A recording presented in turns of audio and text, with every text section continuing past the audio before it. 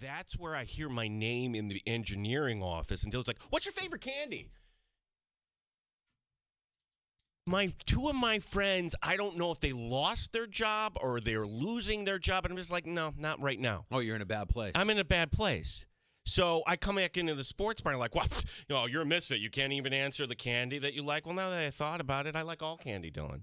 So the story being, I'm Dylan's off camera. If you're watching the stream on our YouTube channel at the Fan Rochester, you can see. Now, I'm not trying to make you feel bad, Dylan, but maybe when I get bad news, I can react a little bit better. Famously, you cornered me one time when I had received a bit of bad news. I know exactly what this is talking Before we ever worked together in the sports bar, you cornered me in something in the hallway, and I'm like, yeah, no. No. Okay.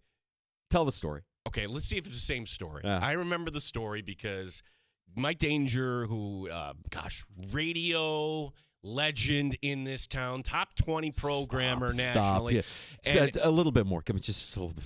At the time, he's doing afternoons in this time slot on 98.9 The Buzz. And that's just talking up Toto records. Right. Just hitting every post in front of me. Right. And there is, there's unwritten rules in baseball. I think there's an unwritten rule, too, when it comes to sales. Don't enter my studio unless it's really, really important. Stay off my stage, pal. Yeah, so the light wasn't on. I'm not stupid. But we had a live broadcast remote at, remember, it was the Comic-Con the next day on Saturday at they had it downtown at the convention center. And we were going to have Scott Spezzano out there. And I wanted to make sure technically we're all set. And I came in. I just figured, hey, rather than email, I'll just ask you. Hey, Danger, we all good for Spezzano tomorrow? Yeah. Okay. Yeah.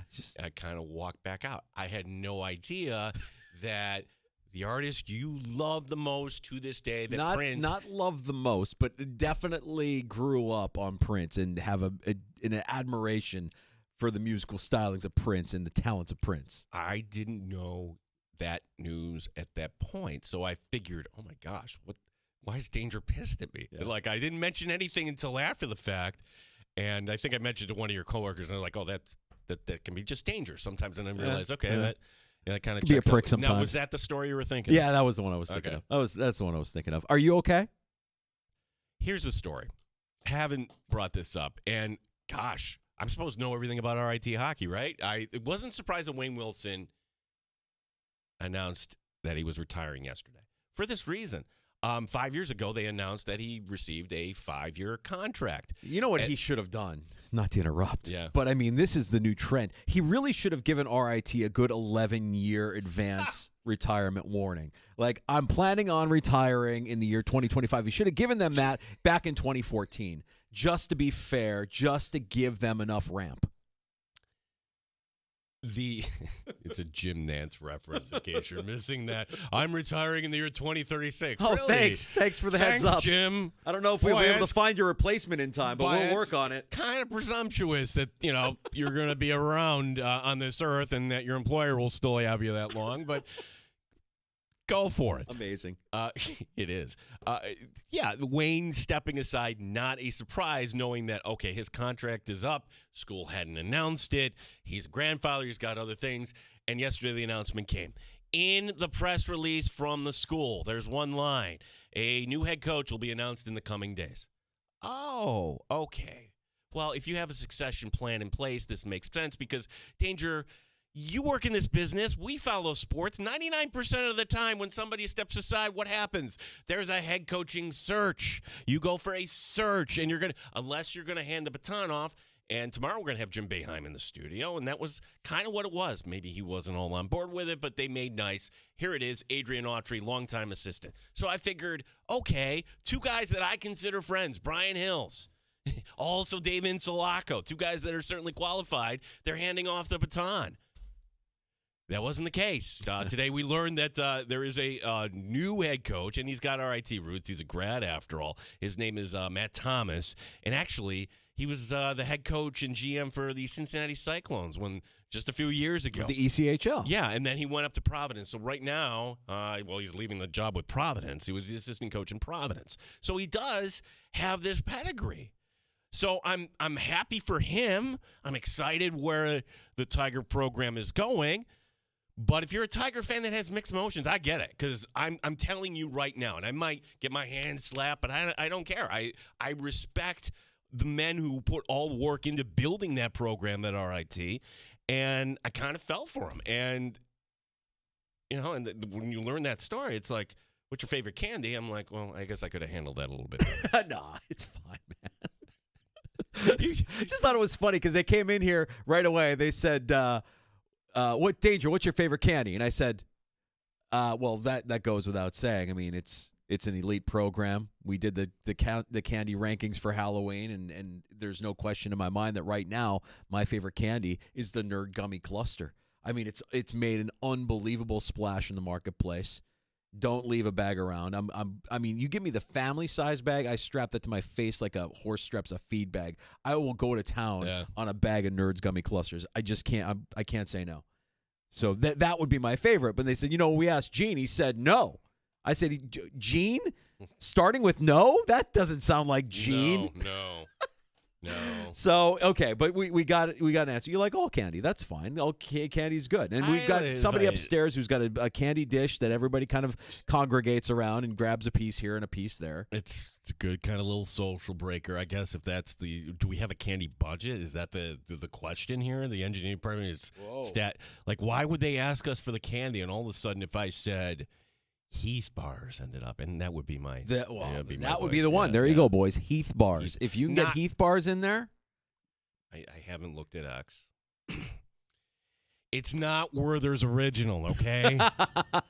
At one point I said I like butterscotch, and then everybody ultimately will send the most creepy ad ever. Gene sitting in his cube in his chair. We got a new intern here, Gene. Sonny, sit down. Have a seat on my lap here. Would you like a piece of candy? And now I'm the grandfather. It's like oh. Yeah, that's good. That's good. Well, we'll see. Maybe we get some enhancements to the candy supply upstairs. Maybe I get my Nerds Gummy Clusters and you get your Heath bars. Derek the pizza dude described to me as I think he said, I don't know another adult who has an appetite for candy the way Danger does.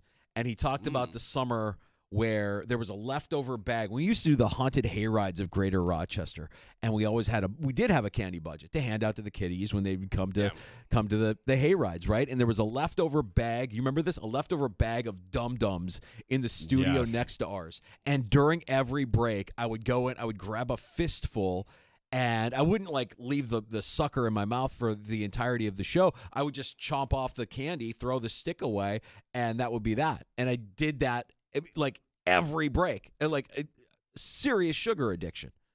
So maybe I have a bit of an addictive personality. I guess that's me just saying. If sugar gets into the bloodstream for me, hard for me to say no. Well, I'm Dr. Phil. It's a great breakthrough that you just noticed that you had a little addictive of a personality. I don't know. You've worked closely with me for almost 9 years, Gino. You've probably been able to tell that. What else? The Bears, maybe, Danger? Have booze? Maybe a little bit of a flawed personality. There you go. The table is set. Ryan Miller joining us at 4:25 this afternoon. We'll talk about him in advance of his induction into the Amerks Hall of Fame. Dan Fates stopping by here in about 10 minutes or so. And the Good Smoke Barbecue and Pub Wingman line open at 866-4FAN. Award-winning barbecue from Good Smoke Barbecue and Pub. Also addicted to Good Smoke. 135 West Commercial Street, East Rochester, goodsmokebbq.com. Yeah, there it is on cue. Chris writing, the more I think Gene protests about Werther as being his favorite, the more I think it is. I can't escape this. I can't. The audio doesn't exist, by the way. I'm sure we could find something. I'm sure we could. If we looked hard enough, I'm sure we can find it. We didn't really get a chance to dive into this at all yesterday, Gino, and I know that it's kind of quiet in the NFL and all the teams are kind of in draft prep mode, and we're now officially 2 weeks away. We don't need to talk about the hilarious Aaron Rodgers speculation. No, not interested. No, nope. But by bringing up his name, you hit our quota for the day. But not very far from where the Rodgers drama could unfold, we have maybe a potential secondary drama happening, and I would say this is a primary concern. If you're a Steelers fan, is there a divorce coming up between the Steelers and their all-world pass rusher, T.J. Watt? So yesterday, gosh, I would never thought T.J. Watt wouldn't do this. I will stand by this. I hate passive-aggressive communication. I just do. Agreed. And going online and saying, I can't believe it, passive-aggressive.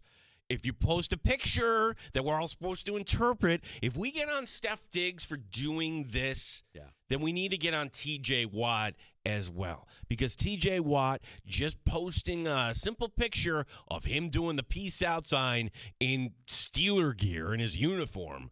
Okay, you're entering the last year of your contract. You're upset that others, namely Max Crosby and Myles Garrett, they got taken care of. And now what? Dude, just go ball out. Well, the word on the street is that they have every intention of extending T.J. Watt under what Myles Garrett is making. The T.J. Watt wants to make more than what Myles Garrett makes, and that's what rubs him the wrong way. The idea that, yeah, we want you to stay in Pittsburgh. Here's what we're going to pay you. And it comes at a time when they just dished out what they dished out to DK Metcalf, and you've got this other drama unfolding with Rodgers. So I think that the Steelers, low-key, are becoming dysfunctional. It's weird. They're not doing things the way we saw the Steelers do them for generations. It feels a little dysfunctional. Little things like this. And I've always said, if Tomlin's good at anything, he's good at masking the dysfunction, masking the crazy. He's had some characters, some crazy-ass players that he has kind of shielded the fan base and most of the NFL from until we see them leave Pittsburgh and you're like, oh, my God, that guy's nuts. Well, it's funny how when we were discussing Myles Garrett, could we get him in? I don't know if the Bills have enough draft capital. No, it was all about money. Max Crosby, no, it was all about money. And ultimately, this is what it is all about. But Hendrickson's name came in.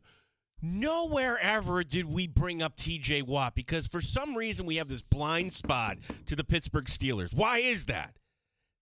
Like you said, they are dysfunctional too here. They are not winning playoff games. They don't have a quarterback. Maybe they have a head coach that masks a lot of this. But I would ask you or anybody else at 866-4326, T.J. Watt, does he enter the conversation? Is this the late, hey, we need the stud pass rusher for the Buffalo Bills because, well, he's 31. Well, he's got injuries in his dead cap. Do you know what his dead cap is? It's only $9.3 million this year. So you could make the move. You could give him a new contract, whatever it was that you would want. Would the Steelers entertain T.J. Watt for a first-round pick? Are we going back to this story with the Buffalo Bills after all? It would be 2 first-round picks, I think, would be the beginning of the asking price. And I've been saying this all along. I don't understand why we fall in love with the notion of Myles Garrett. Myles Garrett's out there. We can get Myles Garrett. Hey, we should get Myles Garrett. Oh, we can't get Myles Garrett. Oh, what about Max Crosby? Max Crosby. Oh, we can't get Max Crosby. Why do we stop? Like, yeah, Myles Garrett is fantastic. T.J. Watt is fantastic. You talk about guys that make an impact, that will continuously make an impact when they're on the field for you. Micah Parsons is that kind of player. T.J. Watt is that kind of player. Yes, I want to know, and I'm sure it's happening. I'm sure there are calls. I'm sure there are conversations. And maybe that's why it's been so quiet here, is as you're preparing for the draft, you maybe think to yourself, what can we part with if we wanted to get that guy? And could we do the kind of deal that makes him the highest paid non-quarterback in the league when you're already paying Josh Allen the highest paid player in the league? Could you make that work with reallocation of your salary cap? And I don't know. I don't know the answer, but I want all of us, to remember that feeling of that guy makes us better. We should go after that guy and not say, nah, he's 31 and nah, he's always injured. No, that guy's good when he's on the field. You get that guy in the field, that's a difference maker. He's like what Von Miller was without the rings, right? I mean, like, he's that kind of player that can absolutely disrupt. I'd be interested. Well, I guess it starts and ends here. Are the Steelers going to pay him? I remember the last time we went around and round on this, it was before the start of the 2022 season. The Bills actually opened up against the Steelers, and Watt, who missed He did like one of those sit-in type of deals. Yeah. He didn't hold out, but he was there, but he didn't participate. And then all of a sudden, hey, here's my new contract. It's week 1. I'm thinking, oh, this has got soft tissue injury right all over it. No, he was constantly in the Bills' backfield. This was with Josh Allen, and Pittsburgh won in Buffalo. There was a dumb trick play in there, if I recall, by Dable, too, that didn't help Buffalo's matters. But the point being that this is a guy that, okay, this worked, but that was only 4 years ago. That was it. That was a 4-year contract. And here we are at the end of the 4 years. So should the Bills explore this? I guess the first question is, are the Steelers really going to move off of this? Why now? And the passive-aggressive comment there from, I guess it doesn't matter in the end because passive-aggressive or lie, what is worse? Because Myles Garrett kind of lied to everybody, right?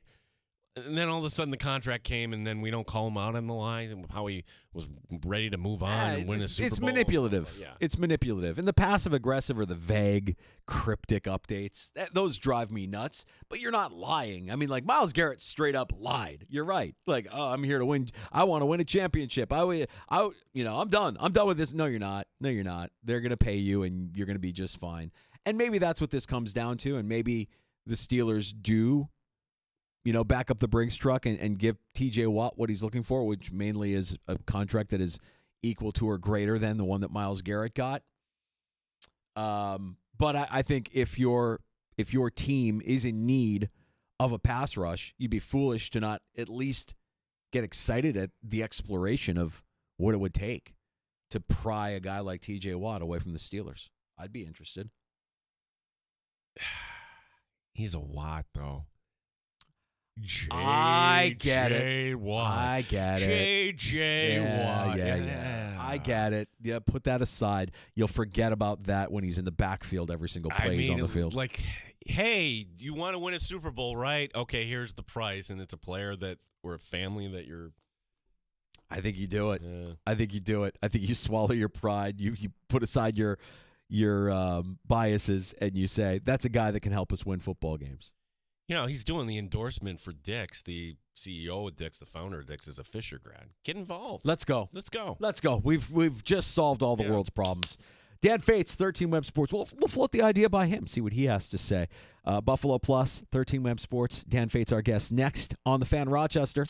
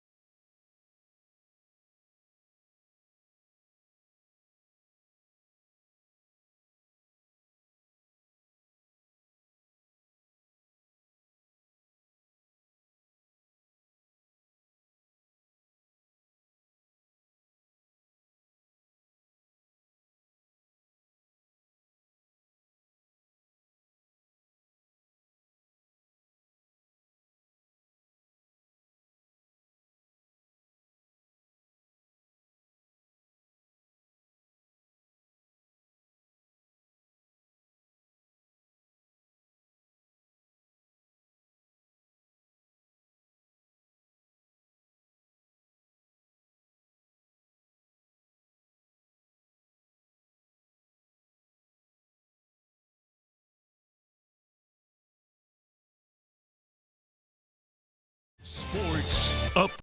18. We've got the Rochester Red Wings on the road tonight. They're playing at Scranton. Hockey tonight here on the Fan Rochester as the Buffalo Sabres playing out the string. They're playing in Columbus, Arc 1 in the 8th. G. Battaglia, the Fan Rochester. Top Shelf Sports Talk. You're hanging out in the sports bar with Danger and Battaglia on the Sports Leader, 95.7 FM and AM 950, The Fan, Rochester. All right, welcome back into the Sports Bar. It's Danger and Battaglia. Thursday afternoon means we get a chat with Dan Fates, 13 Wham Sports, Buffalo Plus. Always good to catch up with you, Dan. We were just having a conversation a few minutes ago with the news that T.J. Watt, with the cryptic message to the Steeler fan base and just anybody who follows him. Is there a divorce imminent for the Pittsburgh Steelers and T.J. Watt? And if there is, should Bills fans get excited like they did with Myles Garrett and the prospect of him being pried away from Cleveland? Or are we at the point now in the offseason where everything is just silly? Everybody's preparing for the draft, and we really should just be talking about that. Yeah, I think everything is a little bit silly, especially when you talk about social media. And we've seen it with James Cook and the way that players go about negotiating on their phones and on social media and things like that. I always remember Deion Dawkins being cut only for it to be a prank and then sign the extension. So there are things like that happen. I will say that I was the one kind of banging the drum for quite some time saying, if you could find a way to get T.J. Watt, I think it'd be absolutely incredible because he's that type of closer that the Bills have been looking for since Von Miller tore his ACL. So do I think that this is heading towards a divorce? Not necessarily, just because of one Instagram story post. Would I be starting to get a little bit excited if I was a Bills fan? Yeah, probably. I think that was always one of my things that I hoped for or thought that could possibly get done. But there is some shifting, obviously, to the draft, just 14 days away and kind of figuring out where that lies. Yeah, you're a Steeler. How down are the Steelers right now? With yes, they picked up DK Metcalf, but now you have your best defender putting this out there. You still don't have a quarterback. Yeah. Like at what point do they say, maybe we should just kind of just trade what we can and build, start from scratch here? Well, that was the whole thing heading into this offseason where I said they need to make some tough decisions on kind of revamping their roster and also kind of changing some of the culture. You saw the Bills do it, 2 years ago when they moved on, let Poyer and Hyde kind of walk away between retirement and hitting free agency. And sometimes you have to hit that button a little bit earlier than a little bit too late. So they have to make some tough decisions. They are a franchise that has been disappointing. You know what you're going to get with Mike Tomlin. And then this whole Aaron Rodgers thing, I think, has made a very storied franchise look kind of stupid. I mean, we've always seen this for years, and I thought Cam Hayward said it best. What's your pitch to get Aaron Rodgers? And he's like, we're the Steelers. Done. I don't want to have these, we don't beg players to come to Pittsburgh. So it is a weird dynamic because you don't usually see this kind of Jets-like behavior from an organization like the Pittsburgh Steelers. Yeah, and maybe there's some of that leadership change at the top of the organization leads to that. I look at Watt at 31, a guy who probably desires to make more than what Myles Garrett is making and probably be the highest paid non-quarterback in the NFL. I mean, is that even a realistic possibility after you factor in the probably 2 first-round draft picks a team would have to give up just to get T.J. Watt in their building, and specifically with the Bills, knowing that you just paid Josh Allen what you're paying him? Is it even a possibility? Is it a possibility? Yeah, I think that there's always ways with the salary cap to make things work. I don't know if it's realistic for T.J. Watt to get more than what Myles Garrett got, in the sense of age is part of it, and he's also coming off the end of his season where I don't believe he registered a tackle in his last 10 games. This was kind of a weird ending to the season for T.J. Watt. I think a lot of people forgot. But, look, him and Myles Garrett have been the top 2 defensive players, especially on the defensive line, for the last 5 years. They have continued to make plays time and time again. In the NFL, you get paid for what you're going to do. Myles Garrett probably has some more time to do those things. So I'm not sure what it takes to get him. I don't know if it takes 2 first-round picks for a 31-year-old on the last year of a contract. I'm not sure where that falls. I would kick around the tires just like I would with Hendrickson, like we've talked about, from Cincinnati, earlier this offseason. We talked about Micah Parsons, all of those guys. we've kind of forgotten about it because obviously the bell of the ball in Myles Garrett kind of was taken away, by staying in Cleveland. But this is where teams maybe start evaluating, going, hey, maybe where we think we're going to get in this draft isn't as impressive. We'd like to have more capital to move up to get somebody, or, hey, we're not really happy with what we're seeing with our mock drafts and our scenarios. So maybe trade talks ramp up again a little bit closer as we head towards the draft. We're talking to Dan Fates, Buffalo Plus 13 Wham. Dan, it's 2 weeks from tonight. We have the draft here. So you're still, I will throw out the disclaimer. You or anybody else has the right to change their mind. But right now, do you have a draft crush for the Bills at 30? What would you like to see Brandon Beane do? I have always been team draft, move up in the draft, go get your guy. I talked to ESPN's Field Yates this week on the Buffalo Plus podcast, and he kind of expressed that, look, this draft may not have a bunch of high-end talent, right? So, the guys, you need to get this guy or that guy.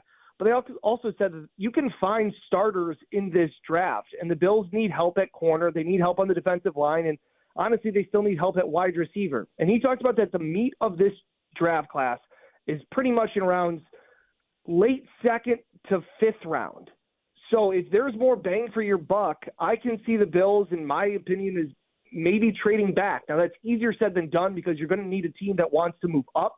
It's funny. You always go through these trade scenarios, and people will talk about them. There has to be another team that wants to do the trade. Like, you can't just say, well, I'm going to move back without figuring out why a team wants to move up. So for as much as we talk about, hey, there's more meat and potatoes later on in this draft, maybe on Friday and Saturday, you have to have a team that falls in love with a guy that's going to want to give up some capital to go up and get somebody. So I would like to see them try and move back. They obviously wanted to get out of the first round last year and, did it with a trade to the Chiefs, as we've talked about, and things like that. But I think that you can find starting corners in the second round. I like Trey Amos. I like Kenneth Grant on the defensive line, things like that. So I think there's value. I haven't really fallen in love with anybody. But I actually am, for the first time in a long time, a fan of trading back. Okay, so let's talk about some of the names that you mentioned there. Is there a name at this position that you think that's got to be a Buffalo Bill? You mentioned Kenneth Grant on the defensive line. Is that your guy? Is Walter Nolan somebody you could be interested in? Is he going to be there at 30? I mean, how do you see that playing out as far as some of these needs that the Bills have at edge and on the defensive line? Yeah, the other one, too, that Darius Alexander, he's the guy out of Toledo. Mike's absolutely in love with this guy, sixth-year player, had 6 years at Toledo. I talked to Field Yates and I said, is he a consensus first-round pick? And he said, no, he's probably somewhere. He's in the top 50 players for his prospects, but he's the guy that can play outside, inside, big body. So, and Mike loves him, just the Toledo story. Obviously, his Eagles have done pretty well drafting Toledo guys recently, and he reminds us about that, the Eagles won the Super Bowl, all that kind of stuff. So I like a guy like Trey Amos for a corner. He seems to fit the scheme of what the Bills want to do. And then I like Grant because I want a large human being. That's all I'm looking for in a defensive tackle. I'm looking for size, somebody to kind of free up some space alongside Ed Oliver. Yeah, I mean, how with these pending suspensions, we're talking to Dan Fates. I mean, if you went in, I was thinking, okay, corner opposite Christian Benford is the number one need. But to me, Dan, I think you could make a compelling argument that defensive tackle is actually the number one need on the team right now. Yeah, 1A and 1B. And I don't think too far behind is also another wide receiver. We were joking around the podcast. What if this is the year Brandon Beane would trade up for a wide receiver? What if this is the time? And Jenna had a great line, which opened our podcast.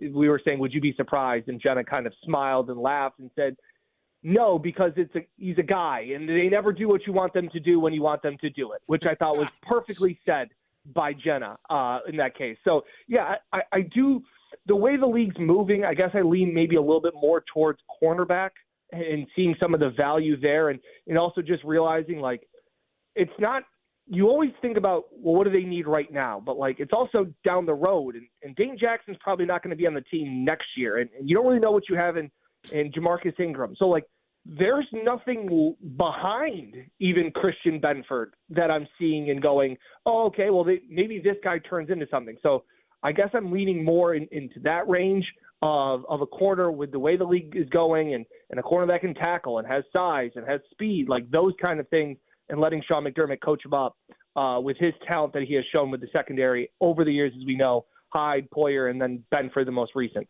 What about some of these pre-draft visits that we've seen being tracked here to the Buffalo Bills? Any of these names stand out to you as maybe like a surprise or a sleeper that the Bills could find here available to them in the middle to late rounds? Maybe in the second round was the guy, like I said, I think I had like 5 or 6 guys that I really liked, and I thought if the Bills could get 3 out of these 6 guys, a couple corners. I even think about the safety, Xavier Watts out of Notre Dame.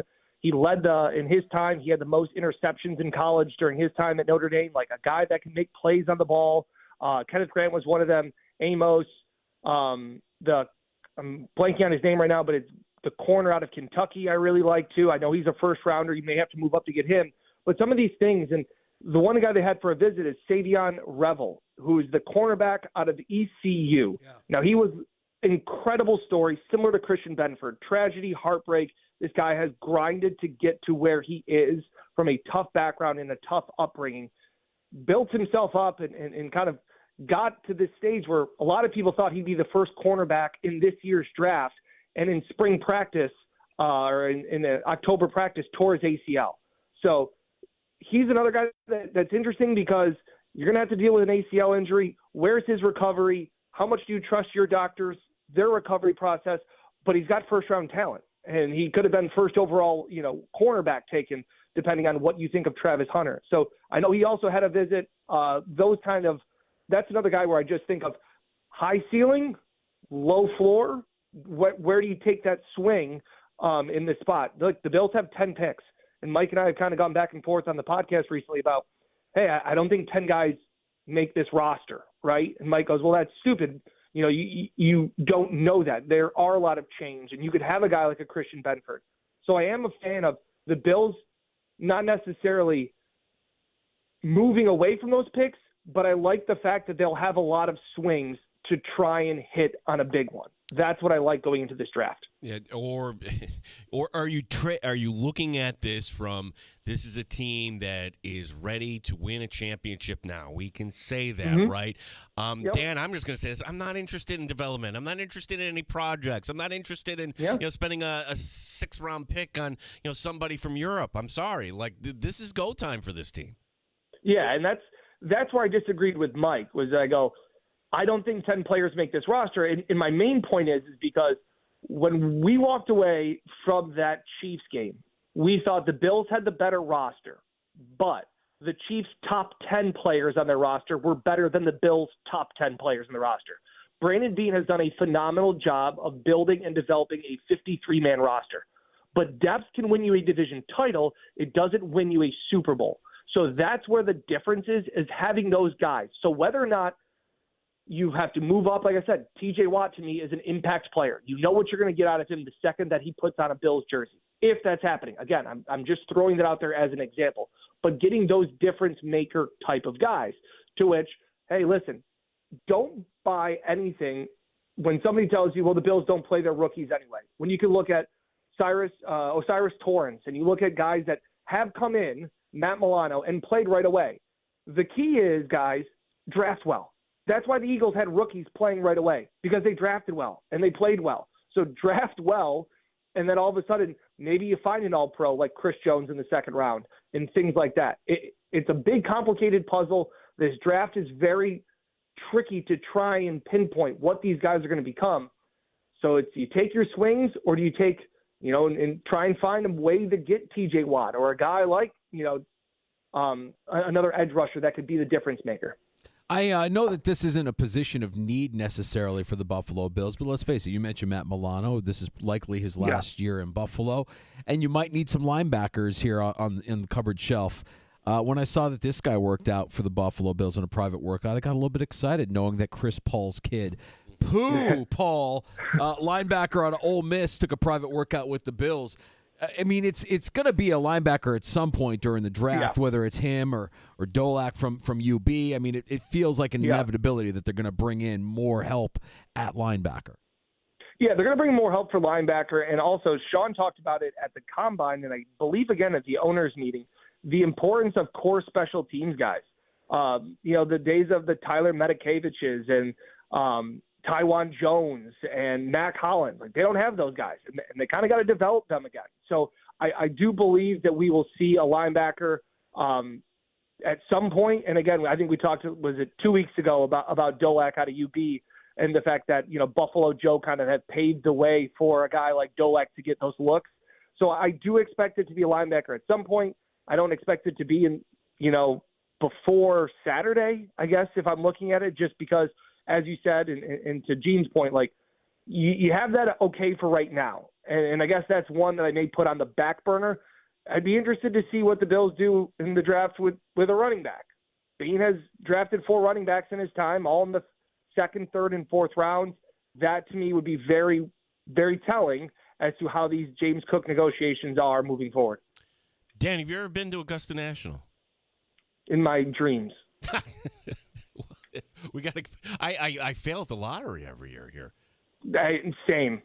I did get new golf clubs today. They literally just came in the mail. So I'm just sitting in my basement. I have the Masters, the ESPN Plus app on one, ESPN coverage on the other, and I'm just waiting to open up a new set of irons. I was gonna say, you have them across the room. You're sitting on the lazy boy, and you're just glaring at your golf clubs, admiring their beauty. Okay, let's get one thing straight. 1, 2, now a third little one at home. You're lucky if you golf twice. This is summer. exactly when he needs to get. You need to get out and golf, Dan. Yeah. Trust me, get out and golf every opportunity you have, whatever the excuse is. Yes, well, credit to this, the golf clubs were a gift from my wife. So on top of it, and I was like, I'll never buy the clubs. She went and bought them for me, and then she's like, well, you better use them this year. And I was like, don't twist my arm. Oh, darn. Oh, no. I guess I'll have to. Who do you like this weekend? I placed a bet on Min Woo Lee. I like the way that he's playing it, long hitter, and he's playing well as of late. So he was the one guy that kind of caught my eye. I think I got him at plus 500 odds. Dan Fates, 13 Wham Buffalo Plus. You're in a much better spot than you were last week. And I have to tell this, the danger. Not by much. I showed compassion and empathy for our friend Dan Fates. Is this true? I don't know that I believe this guy over here, Dan. Is that true? See, I have a producer at my station that's a Mets fan, and he's been very mean. Yeah. And I have gone from danger. Like, we talk about it. Like, I never really cared about the Mets. Like, it's fine. Like, oh, you're the cute little Mets. Oh, look at this. OMG. Cute. Okay, whatever. I am now, like the hatred's getting real. Like, I'm not wishing injury on players, but I'm really starting to despise Mets, the Mets fans, and the Mets. Dan, where do you come down on this? Because this is something we were discussing earlier, because I know it was a rough start for your Braves. But you inevitably heard somebody say, hey, man, come on, it's just April. Do you take that in stride and say, yeah, well, maybe I'm getting a little upset? Or do you actually say, no, it is April, but these games do count, and if we need these games down the stretch, if we're fighting for October, the 0-7 start ain't going to be a good look? No. I have maybe canceled the season and declared it dead 2 or 3 times already, but Strider has looked incredible in his rehab starts, so hopefully that's coming back. Having your number one free agent acquisition be suspended for 80 games in the postseason is not great. I'm in a world of hurt, guys, and we're just trying to tough it out. You're trying to talk yourself off the ledge nightly, because this is very frustrating. Yeah, well, thank you for AJ Minter, too. Appreciate that, bud. Did he fall off the mountain the other day? Dan Fates, 13 Wham, Buffalo Plus, Braves fan, and I said this all along. I wasn't going to be like woohoo 0-7. You'll be fine here. 2 weeks to go before the draft, so we'll check out Buffalo Plus 13 Wham tonight here. So we talked about the scenarios. Our latest Buffalo Plus podcast we recorded yesterday. It is up right now. Includes like a 15-minute conversation I had with Field Yates. I had him grade Brandon Beane's performance. I asked him what the Bills' dream scenario is at 30. We went through a couple of prospects, went through some wide receivers, some defensive tackles that he thinks would fit in Buffalo. We also, Mike, Jenna, and I discussed the scenarios of trading up, what it would cost, trading back, and then next week we're all going to do a mock draft. So that will be for next week's podcast. Dan, appreciate the time as always. Enjoy the rest of your week, bud, and let's do it again next week. Thanks, as always. Go Braves. You got Thanks. it. Dan Fates, 13 Wham Sports, Buffalo Plus, joining us here in the Sports Bar. Are we officially on TJ Watt? Oh, boo. What? Boo. Really? Actually, I shouldn't. I kind of like it. TJ Watt. We're on TJ Watt. I think we need an OBJ watch. TJ Watt. Yeah, with the screaming All right, eagle. all right. I can come around if we can kind of come up with something. Well, it was interesting to hear Dan not dismiss the idea that TJ Watt might become available. I mean, if he's unhappy and the Steelers are unwilling to pay him what he wants, I don't like the negotiations through social media. That might be a red flag for Brandon Beane in and of itself. The fact that this player who's really good goes about his business that way might be enough for him to say, yeah, I'm going through this already with one player, not really what we want in our character. Well, I'm a little confused here. Like, you're TJ Watt. Wouldn't it behoove you actually to head to free agency? Play out the last year? I guess the threat of a tag is always there, but I would think even at 32, you would have teams tripping over one another next This March. is ego. It's ego, man. Ego. It's That's all it, yeah. ego. This is that Wait, guy. no. The Watt family doesn't have any ego. I won't hear any of it. Yeah, right. I know. Yeah, you never would have guessed it from that family. But the idea that Myles Garrett is making more, the idea that Max Crosby is making more. No, I need to be making more. I'm TJ Watt. All right, I rescind my initial reaction. TJ Watt. Yeah. We're going to take a break and come back with more next, including Amerks Hall of Famer Ryan Miller. Can't wait to talk to the former Amerk and Sabre goaltender. Joins us here at about 4:25, a little over a half an hour from now. Plenty of time for your calls if you want to pull up a stool and join us this afternoon in the Sports Bar. Our number, 866-4FAN, 585-866-4326.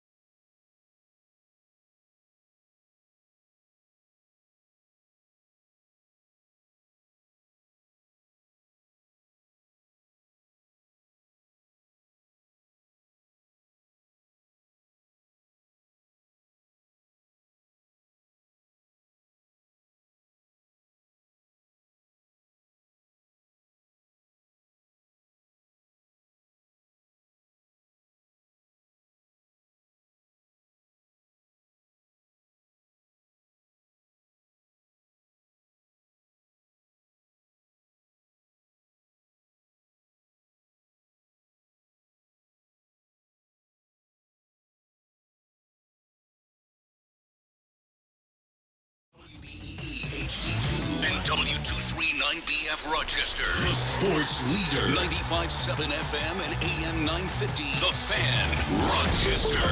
An Odyssey sports station. The Fan, Rochester. Sports update. It's round one of the Masters. Beautiful weather, Augusta National. Justin Rose right now the leader on the course. He's through 12 at 6 under. Tied for the clubhouse lead, the defending champion, Scotty Scheffler, with a 468, as well as the Canadian Corey Connors, also with a round of 68 today. Rory McIlroy, by the way, has just gone to 3 under on the afternoon. Buffalo Sabres hockey tonight. They're playing out the string. They're in Columbus. Our coverage will begin at 7 here on the Sports Leader. Tough loss for the Rochester Americans. They blew a 2-goal lead last night at home against Belleville. Laval coming to town tomorrow night. Ryan Miller going to the Amerks Hall of Fame. He joins us later this hour here in the Sports Bar. RIT Hockey has a new head coach. His name is Matt Thomas. He's an alum taking over for Wayne Wilson. Thomas most recently an assistant coach with the Providence Bruins. Gene Battaglia, the Sports Leader, 95.7 FM and AM 950, The Fan, Rochester.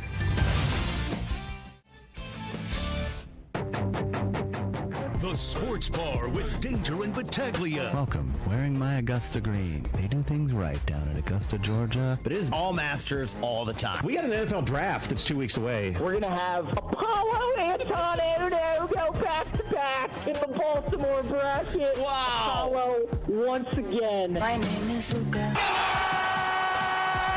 Mike Danger. This is going to be hard for me to say. It'll make me emotional here. This is a tough thing for me to admit. I don't know that I'm going to be able to do the hazies moving forward. All I ever really wanted was to be able to drink hazies my whole life. Sorry, I choked up. Okay, fine. I'll have a hazy. Gene Battaglia. He is just doing a simple mailbag. The mailbag. Everybody's always done a mailbag, right? Hey. Imagine if you and I did a mailbag. Yeah, you and I should do a mailbag, Gina. Good idea. But I think you should be a columnist. 95.7 FM and AM 950, The Fan, Rochester. Former Amerks and Sabres goalie Ryan Miller is going to the Rochester Americans Hall of Fame tomorrow night. He joins us in the Sports Bar in about 20-25 minutes. We welcome you back into Rochester's only local sports talk show. We appreciate you joining us here in the Sports Bar, 95.7 FM, AM 950, The Fan Rochester, and the free-to-download Odyssey app, The Fan Rochester, on our YouTube channel where we are streaming live every afternoon from 3 until 6. One of the things that I could do without on Masters Sunday, we get to the Butler cabin, and there's Jim Nantz. Before let us interview the best amateur because it's our tradition. And they put the poor kid up there and they can't string 2 words together.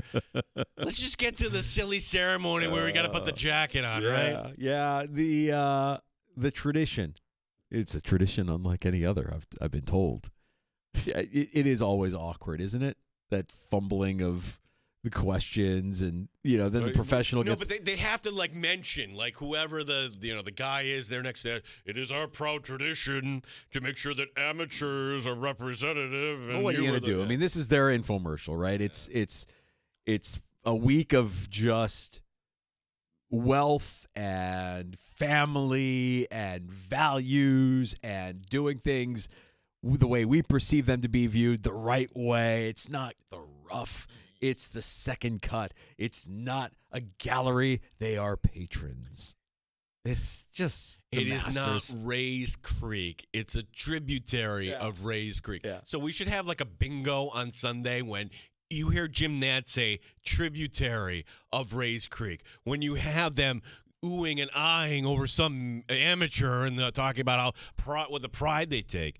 And then this is another thing, too. I just want to kind of point out. Okay, anybody that's been in the Masters, right? Well, we keep the prices low for our patrons. And I've heard this, right? Yeah, you get the pimento cheese sandwich. I want to say it's $3. Yeah. Not bad. That's kind of good. But is that true for everything? One of the quirks of the Masters, okay, you can't buy the gear online.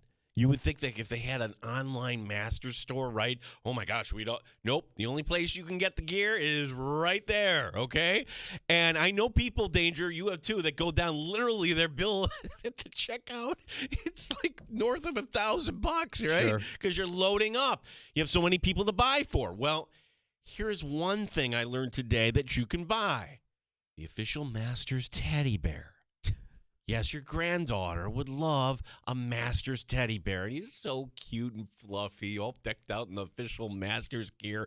Why not expose them to the brand at a very, very young age? Yeah. What do you think? $10, $15? The Masters teddy bear? I'm going 75. $250 for the Masters teddy bear. You know what? If you pair that with a bag of Werther's Original, though, what a great gift. It's a fantastic. Any child would be so lucky. I want to criticize Augusta National for this, but you know what? They could be making more. You see these teddy bears right now. You can look them up on eBay. They're going for $800. $800 for a Masters teddy bear. Like this all of a sudden has become the hot collectible. So you just catch it, you flip it, and you profit. That's the way to do it. Well, unless the Masters police is out. I mean, reselling on eBay, does that get you banned from the Masters like reselling your Masters tickets on the second I don't know that it does. eBay still feels like the wild, wild west. For a while there, I was selling Funko Pops. I was flipping Funko Pops, those little toys. I remember this. Yeah, I was doing it because, my wife challenged me. She's like, I don't want to spend money on a vacation. We need to make extra money. I'm like, I can make extra money. That's easy. She's like, how? I'm like, watch what I can do. And I, flipped Funko Pops for a few months and made enough money to pay for a vacation. Ooh, danger. I'm so excited. You made money. I don't want to even think about that. Go on. So, yeah, I don't know. eBay feels like you can get away with a lot on eBay, and I don't know if the Masters would ever come find you. I learned, and I knew that they had a very strict cell phone policy. The guy that was best man at my wedding was there earlier this week with his wife. I don't think they had tickets for any of the actual rounds, but I think they were there for a couple of the practice rounds. And they're describing via social media like everything and how beautiful it was, and like we can't wait to share the pictures, but they're in our camera. We have to get them developed because they take away your cell phone. I cannot believe that. Like that's keeping Kodak in business, right? Like the little like that's all you can bring in. Yeah, for the pictures. And when you're watching this, just look at. I can't say gallery. Look at the patrons. It's like we're stepping back into the 1980s. You don't see any which isn't that what we want? Just live in real time? I think some people would say, yeah, we would want that. I think there's other people who'd be like, all right, well, some people just don't know when to put it off or to turn it off or log off from their cell phone and need to, exercise a little bit of self-discipline. But I just think, first of all, I can't wait to see what pictures they took. I'd love to see how it looks through their eyes, friends of mine. Because what we see on TV, you know this from going to the PGA Championship, it's completely different when you're there in person. It's a different vibe. Dare I say, it's more beautiful when you actually are there in person. And it's fun. Yeah. It is fun. I've always said this, like, all right, if there's like one thing I would like to experience as a fan, I've been to NBA games before. I want to sit courtside. I want to know what it's like. Not to rub elbows with anybody, but you're right there. You can hear things, you can experience things. I would say that's the closest you can be to a professional athlete sitting courtside in an NBA game, right? And I suppose you can go to, any basketball game. Sure, that would be the same thing. But NBA, it's a little different. Well, I had that same experience going to the PGA. Like the executive producer and I, we just camped out on the first hole, and then you get everybody coming through, and you're right up against the ropes, and it's like, wow, these are actually the guys, and not arm's length, but you can hear the conversations. Hearing John Ram snap at somebody. By the way, he doesn't look too happy. John Ram? Oh, yeah. I saw him at the PGA Championship, too. He smoked a ball. Afterwards, we went and got a plate. Now that's in my head. It's like a Mr. Mayo thing. You don't know if it's Ram or Rom? Well, I do know it's Ram, but did I intentionally do that, or just did I now fumble you it? just called him John Ram again? Yeah, John Ram. John Ram. Yeah, John Ram. I like John Ram. He's good. Although he's 2 over today. I don't know. Where's Rory? How did Poppy do? I don't know, cuz. Yeah, not a great start for John Rahm. Scheffler doing Scheffler things. Rory is in the mix. I think DeChambeau is 2 under. Justin Rose tearing it up early. Yeah, 6 under through 13 now. Yeah, Rory 3 under through the front 9. Oh, excuse me. the first 9. Yeah, not the front 9, not the back 9. First 9, second 9. I'll get it right. Not the rough, the second cut.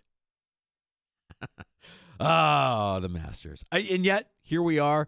jealous. Like, if I'm in a mood today, it's because I'm watching this and I'm jealous. I'm jealous of the weather.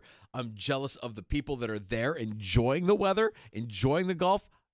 You and I are going to be putting in for the lottery every year until we actually get it and get to go.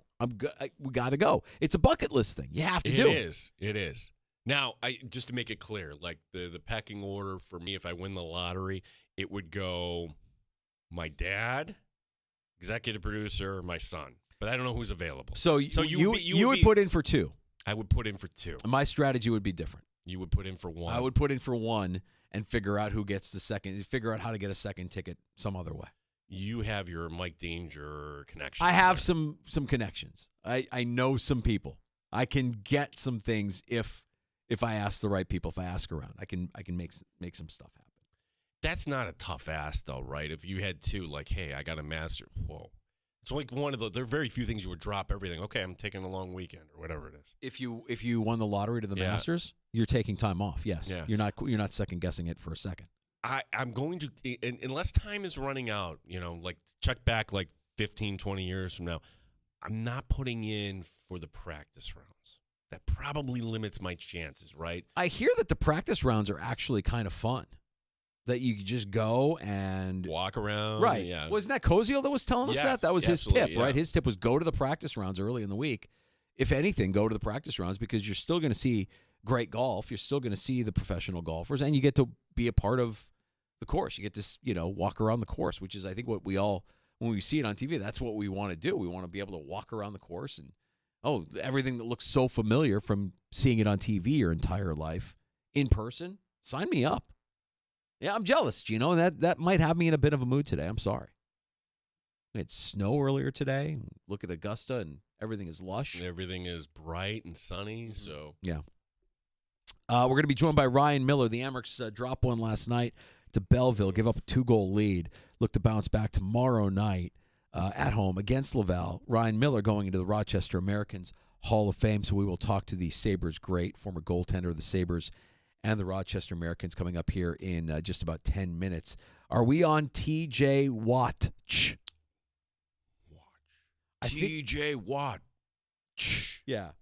I think we might be, but we'll see. Where is this headed between the Steelers and their elite pass rusher? The report is the Steelers had an intention to re-sign Watt, but it was at a number less than Myles Garrett, which prompted the passive-aggressive social media picture of TJ Watt throwing up the deuces. So, yeah, it's Rappaport saying this isn't going well. So, mind you, Rappaport, NFL, indirectly you work for actually all the owners there. So, what happened last time? It was like right before the season started.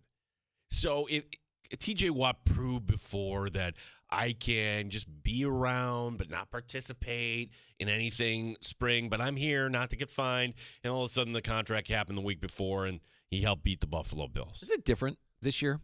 I mean, different other than the fact that this is 4 years later. He's older. He's not the same player he was then. I think it's different in this sense. That was a Steeler team that even with old man Ben Roethlisberger, we always viewed them with the talent on offense like that would be a team that eventually would get back to the Super Bowl. It never happened. Never happened. Like they never had a succession plan for Roethlisberger. They held on to some guys a little too long, but they've always, to their credit, never bottomed out. Is it different this time? This time nobody's banking on the Steelers to do anything. Like, yes, if they sign Aaron Rodgers, yes, they'll be on all the talking head shows, but that's not about winning football. That's just about engagement. Don't mistake the two. It's different in the sense that I don't think the Steelers I don't think they could seriously be considering trading him, though. When you think about it, who do they have behind him? Who's rushing the passer if you don't have TJ Watt? Well, if they are serious about getting, say, an Arch Manning next year, and where is the draft next year?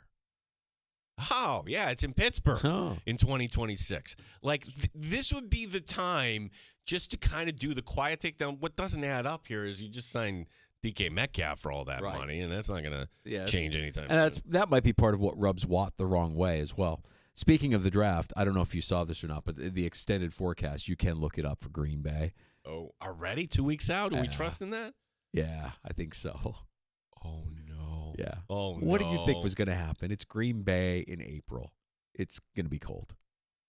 Well, is it going to be snowing? I don't know that it's going to be snowing. I didn't see snow. I did see cold.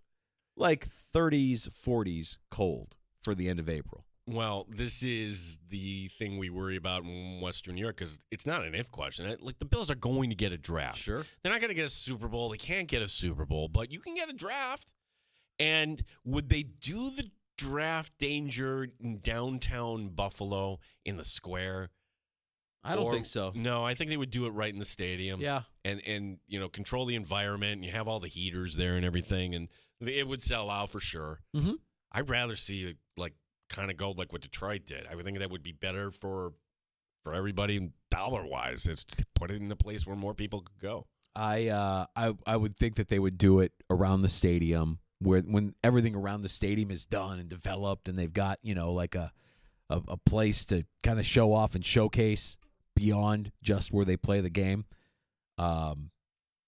Would you mock the people that go to the NFL draft just to go?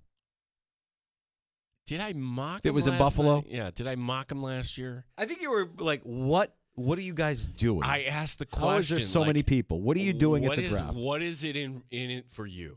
Other than, hey, it's springtime. Yay, springtime, we're outside. Like, I would take that. That would be enough for me at this point. I would just say, it's that's nice. it, yeah. I'm going outside. I don't care what is the festival. I don't care what it is. I'm there just to get outside. Yeah, it was because how many people were in Detroit? It was like 200,000. it was crazy. And Yeah. they did like an aerial shot, and I put it out there like, hey, what is this in this for you? It's not a concert. You're not at a sporting event. You're not getting a selfie or an autograph. What's in it for you? Well, that took off. And then Ryan Horvath, who you hear BetMGM tonight, called me Mr. Krabby Ass. Oh, I know that guy. That's Mr. Krabby Ass in Rochester. Mr. Krabby Ass. Just an honest question. Look at all these people having fun. Who do they think they are? How many of those 200,000 people plus were plants by the NFL? That's my conspiracy theory with the NFL draft. Well, they have the woman from the Chargers, right? Like, she was getting all excited and everything. Like, no, she's actually a plant, and people kind of figured that out. I just think that whenever you see a shot of a super fan, especially when you get to day 2, day 3, the super fan with all the gear, all excited, it's just too set up. It's not real. Right. So who's picking? Okay, Atlanta Falcons at 15. We'll be watching. There are not going to be 2 Atlanta Falcon fans that are going to be all excited making the trek all the way up to Green Bay just for a mid-first round pick. That's not happening. Those are plants, Danger. I know. I think it's fantastic. I see the NFL working. No, we got to make sure it's a made-for-TV product after all. When we pan after the pick, we want to get the 2 or 3 extras that we hired decked out in their Falcons gear. When the camera's on, when you see that red light come on the camera, you go ape-ass. You go crazy because this is the best pick ever for your team. Can you do that? Here's a couple $100. Yeah, that's my favorite part of observing the draft on TV. But I would go in person. That would be a lot of fun. Well, I would think when they come to Buffalo, we should be out there kind of doing a show out there. So settle down. It'd be okay. Right. No, absolutely. Yeah, absolutely. Let's make that happen.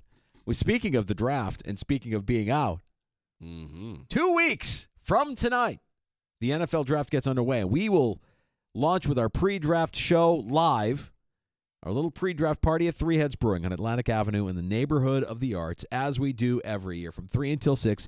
Gino and I will be live with special guests and hanging out with you as we get ready for round 1 of the NFL draft. And we know how this works. Usually when we have the draft there at Three Heads, we get good weather. It's a nice afternoon, a nice night. So we stick around, have a couple cold ones. I will usually leave at some point and eat my feelings in a garbage plate on the way home and then watch the rest of the draft as it goes into the late hours of the night. We can share a cold one and maybe a win or two. But let's all plan on getting together in a couple of weeks here at Three Heads Brewing, Atlantic Avenue, neighborhood of the arts, 3 until 6, a sports bar live. That will be so much fun. It is, okay, will the weather be better than it is today? Yes. Has to be. Has to be. Has to be. Can't get much worse. Ryan Miller is one of the most decorated goaltenders in the franchise history, the Rochester Americans. And he is going into the Amerks Hall of Fame. I can tell you it's going to be a nice night tomorrow night because Miller will become the 69th member of the prestigious Rochester Americans Hall of Fame. Just the 7th goaltender in franchise history to be enshrined. That enshrinement is tomorrow night. And Ryan Miller stops by the sports bar to talk about it next on The Fan Rochester.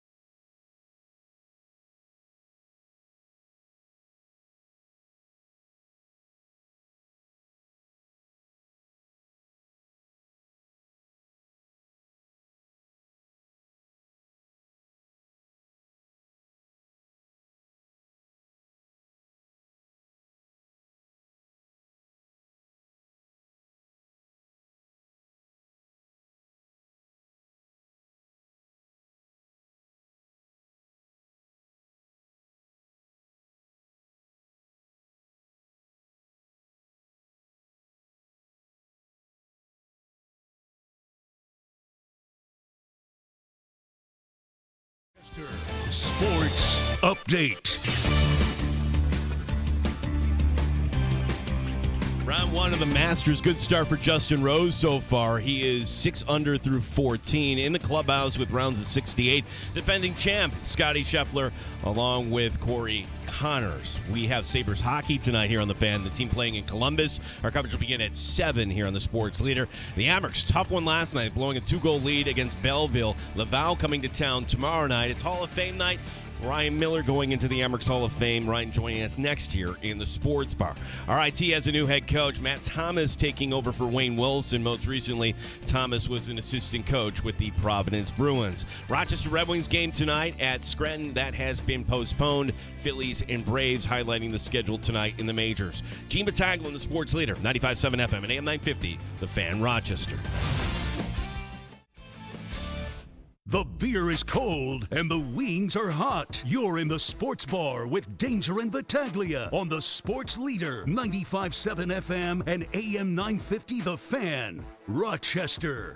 But it's taken away, and Goshtan got it off the boards. Not out, here it is to Briere. He took the shot. Miller stops him cold. Now swinging on the shot on goal. There's a rebound. Oh, and Miller somehow made the save again. Oh, we are not worthy. We are not worthy. Truly, No, we are not worthy. To have Ryan Miller joining us in the Sports Bar one day before he goes officially into the Rochester Americans Hall of Fame. Ryan, thanks for giving us time. You will be the 69th member of the prestigious Rochester Americans Hall of Fame. What does the honor mean to you? Hey guys, how you doing? It's a great honor. I really enjoyed my time in Rochester. I think it's always been something where I feel like it's a pivotal moment in my career. Coming to a team with great history, great fan base, and really stepping into pro hockey with a certain amount of expectation was extremely helpful. I think you come in, you want to prove yourself, but sometimes I think in some of these American League cities, we would go play in front of a few fans here and there in some cities, and there are other ones that are historically great, but in Rochester, they cared, they showed up, they had an expectation, they had a tradition of winning, and that's something that is a big part of the learning curve when you step into pro hockey. So it was a great place for me to play, and extremely proud and happy to get back. It's been a long time. Yeah, Ryan, it's great to have you back tomorrow night. Amerks taking on Laval, as Ryan will be honored at the game. And Ryan, take us back there, because one thing I recall when you were down in Rochester, that Amerks team was loaded, and part of it was just where kind of the world was at, the NHL lockout. Describe your time and the guys that were around you back then. Yeah, I got there a couple of years before that went down, so we kind of had a group that was building towards the NHL, and then some of the guys got some moments of kind of up and down, and you're learning, you're getting some opportunity, and then all of a sudden, boom, the NHL shuts down for what ended up being an entire season. People were hoping it'd be a short, maybe half a year, but for us, it's kind of undisturbed focus. We had a good group. We had a lot of talented players, Pominville, Roy, Vanek, Gostad, guys like that, and guys who all kind of graduated up, but also some great veterans and some other strong players. Nathan Pace, who's there now coaching, and it gave us this unique opportunity. We were already, not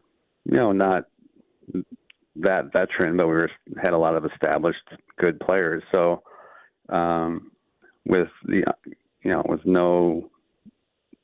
no players being drawn up or sent down, or having that kind of AHL, usually there's a little bit of instability surrounding call-ups or injuries and stuff.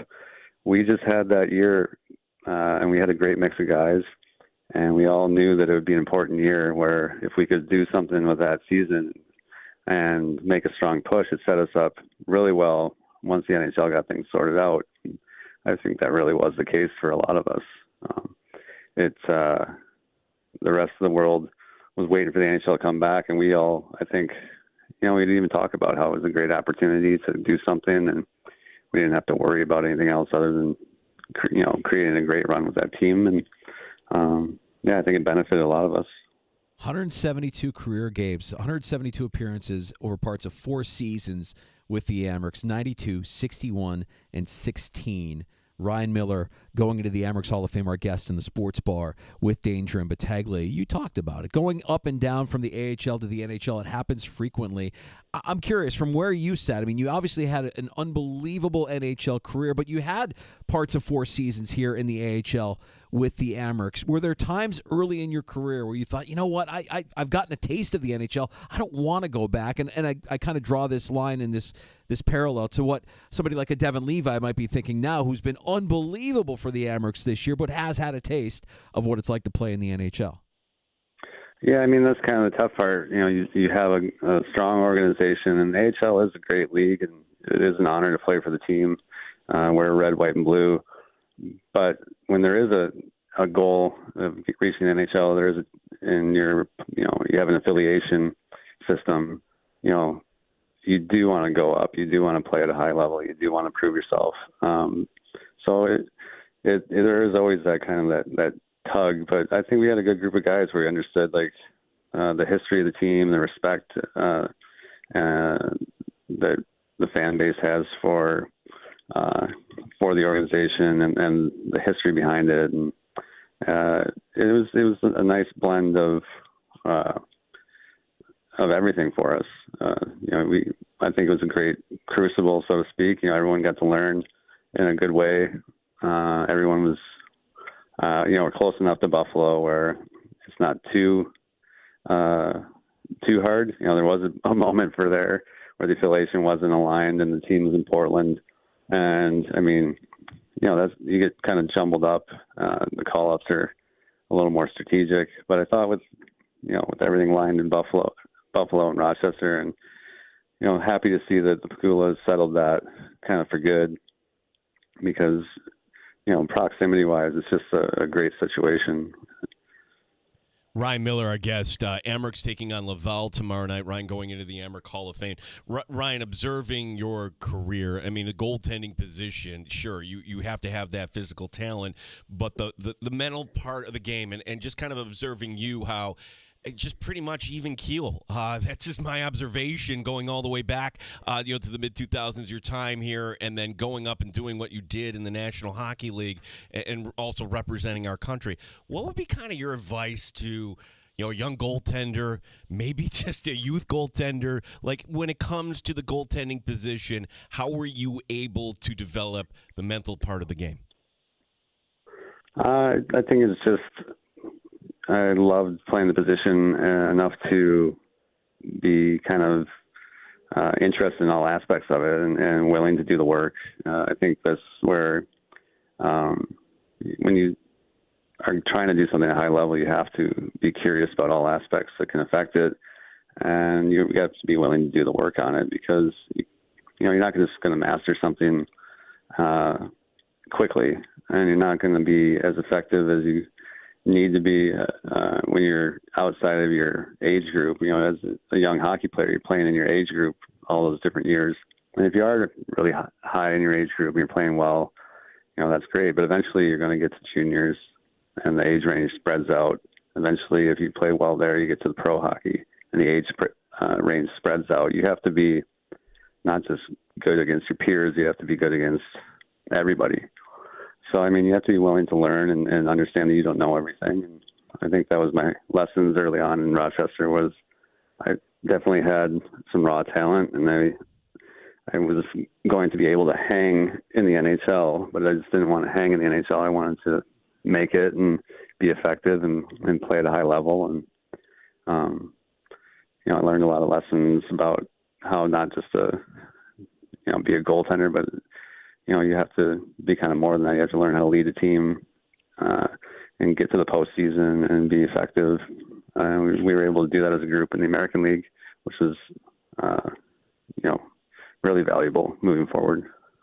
Ryan, was there a moment, talking about, and when you look back and reflect on your career, was there a moment when you kind of said to yourself, hey, I'm here. I've arrived. I can hang with some of the best in the world, or I can be the best in the world, because many considered you to be the best goaltender in the world for a period of your career.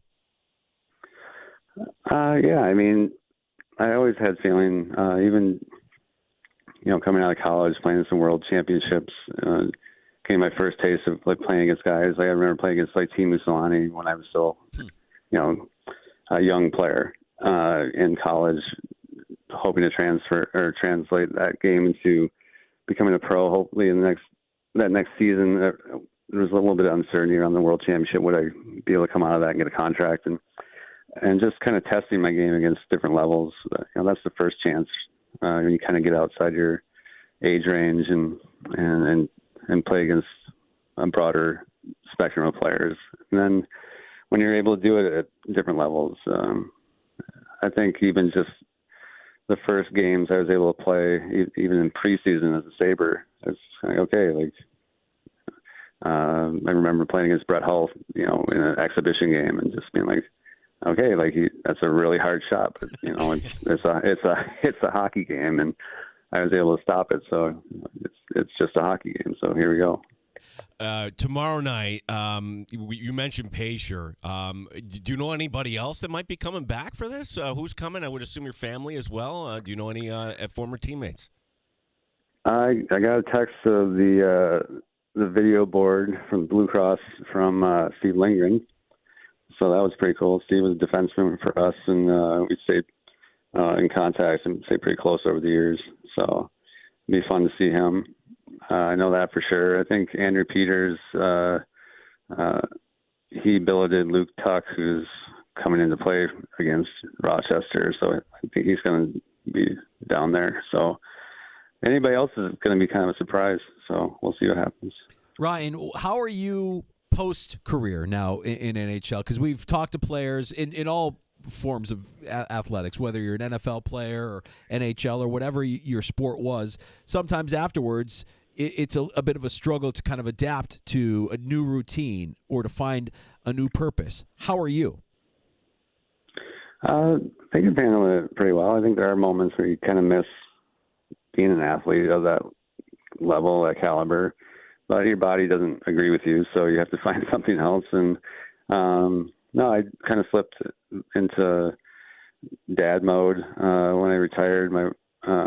Shortly after I retired, we had our daughter Kaya. So I have a 10-year-old Bodie boy, and I have a 3-year-old girl named Kaya. So I've been just trying to be there for them. And the other stuff I've done is I worked with the NHL for a little while with hockey operations, doing consulting with the War Room for a couple of years.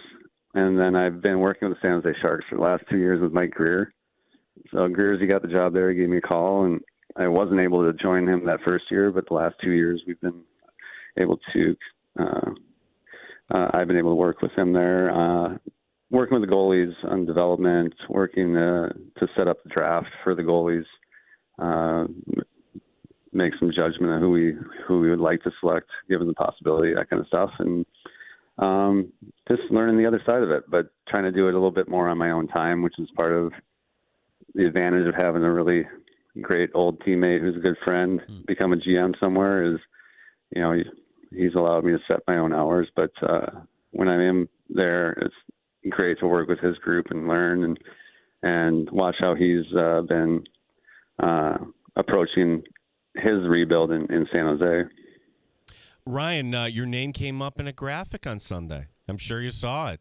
Here are the list of goaltenders that Alex Ovechkin has scored against. For anybody who's curious, he got you 19 times there, Ryan. So, your thoughts on what that actually meant for the sport on Sunday, what we saw there? Well, it's a pretty amazing accomplishment. He's truly is obviously a great goal scorer. He's captured the top spot, and unique thing with him was, he did it through brute strength, and he did it through finesse at times. It was cool to be matched up against him over the years, and funny enough, for some reason, just our paths would cross all the time through the hockey world. So we're playing in an all-star game together in Dallas, or hanging out at the Olympics and just crossing paths, or playing games. He likes to be chatty. So it was just funny just being that generation where you get to know somebody and then you play against them enough, and it's that camaraderie of hockey. And I'm happy for him. Just happy to see him do it because it really solidifies his spot and kind of that generation of hockey taking a big step forward in the record books. I think between him and Crosby, kind of resetting a few things in the books. Ryan, in the spirit of game recognizing game, when you watch the NHL today, which goaltender makes you go, "Oh my God"? Which goaltender makes your hair stand up on your arms when you see him make some of the plays that they make? I think, as far as excitement, I've always liked watching Vasilevsky, but as far as surgically just approaching the game, Hellebuck's been tremendous to watch. He's got everything kind of figured out before everything unfolds, and I respect that a lot because I really thought that was a good part of my game where I try to know what's coming at me, try and figure it out, and not be too crazy in the net. Having to come up with anything too spectacular because that's so much room for error there. Hellebuck's got himself in such great position, and he's kind of cut off the player's options so well that it makes it look pretty easy. So, those two guys are two guys I'd like to kind of watch. And then just been watching a lot of our guys in San Jose and really hoping that they can, make a nice push. And this kid Askarov that we have is also fun to watch. So looking forward to seeing him show everybody what he can do. Ryan, fun fact, the goaltender that holds the single-season mark for most shutouts in a year for the Rochester Americans is actually you. But the guy who was one behind you is actually, I can't assume he's going to be between the pipes. I'd like to see Devin Levi out there. I don't know. Have you had a chance to meet Devin, or do you know his game? Because a lot of American Sabre fans kind of excited about this prospect. Yeah, I've gotten to meet him a few times over the years, and just with my position in San Jose, I haven't really been able to be too close with him, but I've enjoyed watching, and I have had a chance to meet him, and some of the times I've done some things with the Sabres for some other events, and yeah, I have paid attention. He approaches the game really well. I like that he's always willing to learn, and he's willing to do the work. And you've been seeing a really focused and strategic approach by him. It's been great to see, and I think his time with the Amherst is exactly what he needs to have kind of that unbroken development time. He needs repetition. You need to get into the lab and do some experimenting, and I think he's done a great job. Ryan, it's great having you in the sports bar. We appreciate you making time out of your busy schedule. We're looking forward to your induction tomorrow night at Blue Cross Arena. It'll be nice to have you back in Rochester for this honor of being inducted into the Rochester Americans Hall of Fame. Have safe travels, and thanks for the time, bud. All right. Yeah, we'll see you soon. All right, thanks. Ryan Miller, Hammer great, NHL great. Did great things. And that was hearing Jenneret's call. That was such a fun Sabres team. And it's funny how, paths cross because he's bringing up Pacer. Here's what I remember, okay? It's McKee who gets a infection in his knee against Carolina, Game 7. Sabres, I think they would have won the Cup that year. And having to go in the lineup was Pacer that night. And he did a great job, but Carolina ends up winning that game. And that's as close as that group that we love so much, the Sabres, getting to the Cup final. They just couldn't get there. Lost in the conference final 7. Yeah, 92-61-16 record, a 2.34 goals against, a 922 save percentage during the 4 seasons off and on that he was with Rochester. Just a nice run and a worthy induction into the Rochester Americans Hall of Fame. That's tomorrow night with the team hosting Laval at Blue Cross Arena. You can hear all the action on your home for Amerks hockey, the Fan Rochester. Here's my Ryan Miller story, and I wish maybe the Amerks would bring this back. They used to do a thing, Danger. Maybe your days with PXY, you might remember this. They used to do a charity benefit, Amerks service at your dinner. So, like the days of like the corporate lunch or the corporate dinner, they're kind of going away. But this was at a hotel downtown, and they would have the Amerks come out, and they would be your waiter. And so the executive producer had got invited one night, and but the quid pro quo was you're raising money, so like you're gonna tip your guys. Yeah, tip right. Like I gave him a $20 tip, which he probably thought was. Like, honestly, I saw, like, Benjamins flying around. Of course you did. Like, I'm like the little radio guy, like, here, yeah, my wife, the executive producer, she like a Cabernet here, and, like, you tip them $20. You know what? I feel what you're feeling there, but I also think to myself, every little bit helps, so I don't know that you could be judged too harshly for giving a 20 when others are giving 100. I think it all adds up, and that sounds like a great event, a lot of fun, and the fact that you got to tip Ryan Miller at a charity function is kind of cool. Yeah, and the guys afterward, they were doing karaoke, they were hanging out, so they were having a good time. Yeah, and that's it. I mean, like that's what they're. If you want to love something about this Amerks team, other than the fact that they win a lot of hockey games and they're playing a really good brand of hockey, all reports are this is a good, fun group of guys. Like I hear stories from people there at the arena that your people that season ticket holders that have got to spend time with them. Like they're all just good, down to earth, fun guys. Matters. It does. When you want to hang out a little longer and you're gonna try to sell out for your teammate because this is what's coming up. It's gonna get a lot tougher coming up. That all matters. It really does when you take things personally. And to me, you can trace that back to that damn night in Hartford with the stupid Wolfpack shooting the puck after and we beat the crap out of them. Now, last night did not go Rochester's way at Blue Cross Arena. Belleville coming back. Mike Leone after the loss. We were bad. We weren't good. Not competitive. Not desperate enough. They were way harder than us. And then we gave up a 2-goal lead in the third period. They scored 4 goals. Just a lot of guys, no shows tonight. Our skill guys weren't very good tonight at all. Just had no interest in playing in a game like that. And that's what you get. We didn't deserve to win that game. Sounds like a coach that's gonna get everything right for Friday night. Well, didn't this sort of happen a couple nights ago? Yeah, last Friday night. Where you got thumped by Belleville. Belleville's the desperate team. Yeah, they can't afford a loss. Their season's over.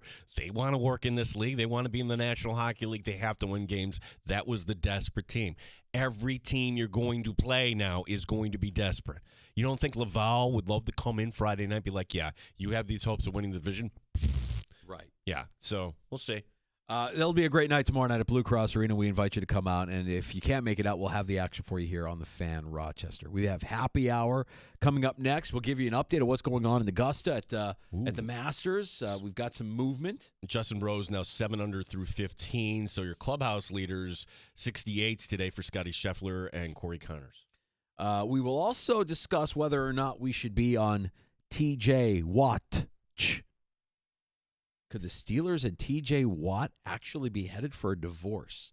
We'll explain a little bit of passive-aggressive communication by the star pass rusher of Pittsburgh. We'll get into that and more next. And, of course, we have time for your calls. You can pull up a stool and join us anytime this afternoon at 866-4326, 585-866 for FAN.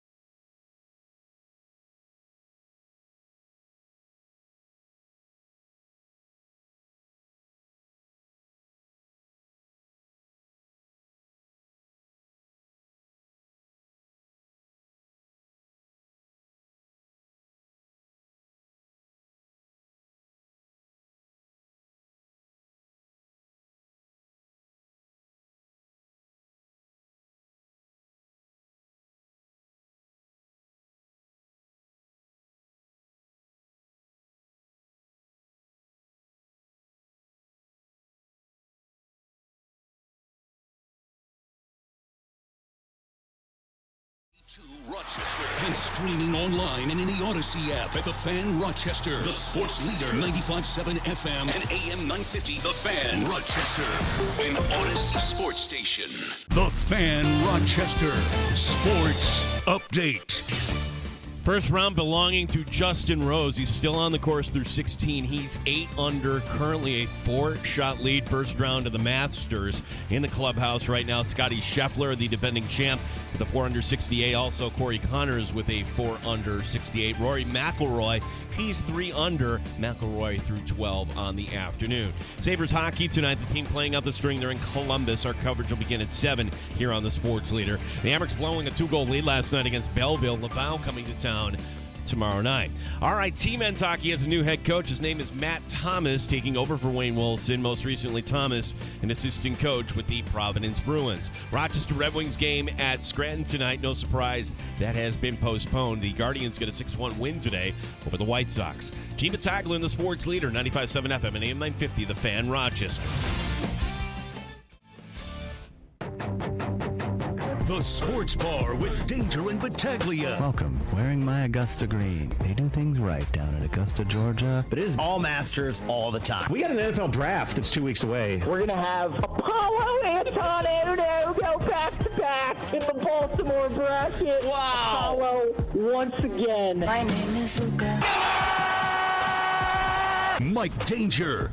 This is going to be hard for me to say. It'll make me emotional here. This is a tough thing for me to admit. I don't know that I'm going to be able to do the hazies moving forward. All I ever really wanted was to be able to drink hazies my whole life. Sorry, I choked up. Okay, fine. I'll have a hazy. Gene Battaglia. He is just doing a simple mailbag. The mailbag. Everybody's always done a mailbag, right? Hey. Imagine if you and I did a mailbag. Yeah, you and I should do a mailbag, Gina. Good idea. But I think you should be a columnist. 95.7 FM and AM 950 The Fan. Rochester. It's happy hour. And admittedly, I've been a little bit salty. Watching the Masters all day, seeing the lush greenery, the beautiful weather, the amazing golf, and watching it snow in downtown Rochester this afternoon. Yeah, a little bit of a mood. But it is happy hour, and we're glad to be with you. We appreciate you making us part of your afternoon here at 95.7 FM, AM 950. Maybe you're watching along on our YouTube channel. The stream is up at The Fan Rochester on YouTube and on Twitch as well, and you can always hear us on our home online, the free-to-download Odyssey app. Yeah, as we mentioned the update, Justin Rose will keep you updated on the leaderboard there. And Danger, just keep watching. That'll put you in a better mood. That weather is going to arrive sooner or later here in Rochester. Justin Rose, absolutely on a tear. I mean, 8 birdies, bogey-free golf through 16. And, I feel like this is kind of a familiar story with Rose. Like, I feel like we always hear about him in early rounds and eventually something falls apart. And having Scheffler in the mix there, for just 4 shots back in the clubhouse, along with Rory, who's 3 back now through 12. Nice little day one leaderboard there in Augusta. Yeah. News today, and we'll get to the NFL story in a second. We mentioned in the update, RIT didn't waste any time at all naming a new head coach today. Matt Thomas is the new guy. So he's been around, Danger. He's an RIT grad, was with Cincinnati. That's the step below the Amerks in the ECHL as their GM and head coach, but most recently was in the AHL with the Providence Bruins. So the school going in a different direction. If you ask me, you had 2 qualified men, in David Insulaco and Brian Hills, that I thought were more than qualified for. That's what I would have done. I'm not the decision maker. So Matt Thomas, the new head coach for the RIT Tigers. Yeah, and I guess RIT maybe consider this a chance to wipe the slate clean, bring in a guy who didn't really want anybody else's input and will build it himself.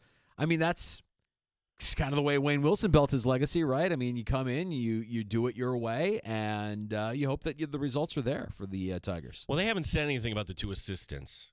And for that matter, our guy, Mike Rotolo, who is the volunteer goaltending coach. Okay. So they're up in the air. So I just thought, don't you let it breathe more than a day, like for Wayne Wilson?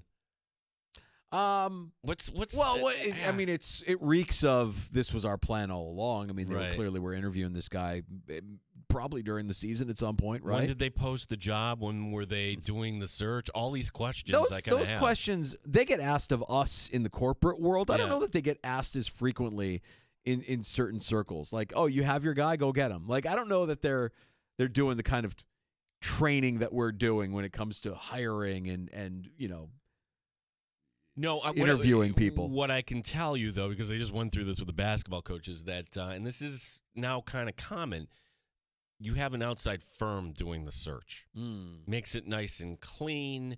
That way they handle all the compliance. Right. And there's a separation there because, we don't actually work for the school. We're just kind of doing this. Yeah. Would you be interested in talking? Sure. Yeah. That's interesting. Well, we'll see how it all plays out for the RIT Tigers, the Frozen Four in St. Louis. And I believe that gets underway tonight too, right? I totally forgot about that. I think it does get in the way. I know when you're immersed in RIT hockey and they're not playing, it becomes a bit of a Francesa. Oh, who cares? It's great hockey. It's so much fun. Would I say listen to the Sabres tonight here on the Fan Rochester and let Dan Dunleavy be in your mind's eye? Of course I would. Listen to the Sabres hockey and tell a friend. The Frozen Four is on. Yeah. The Frozen Four and college hockey in general.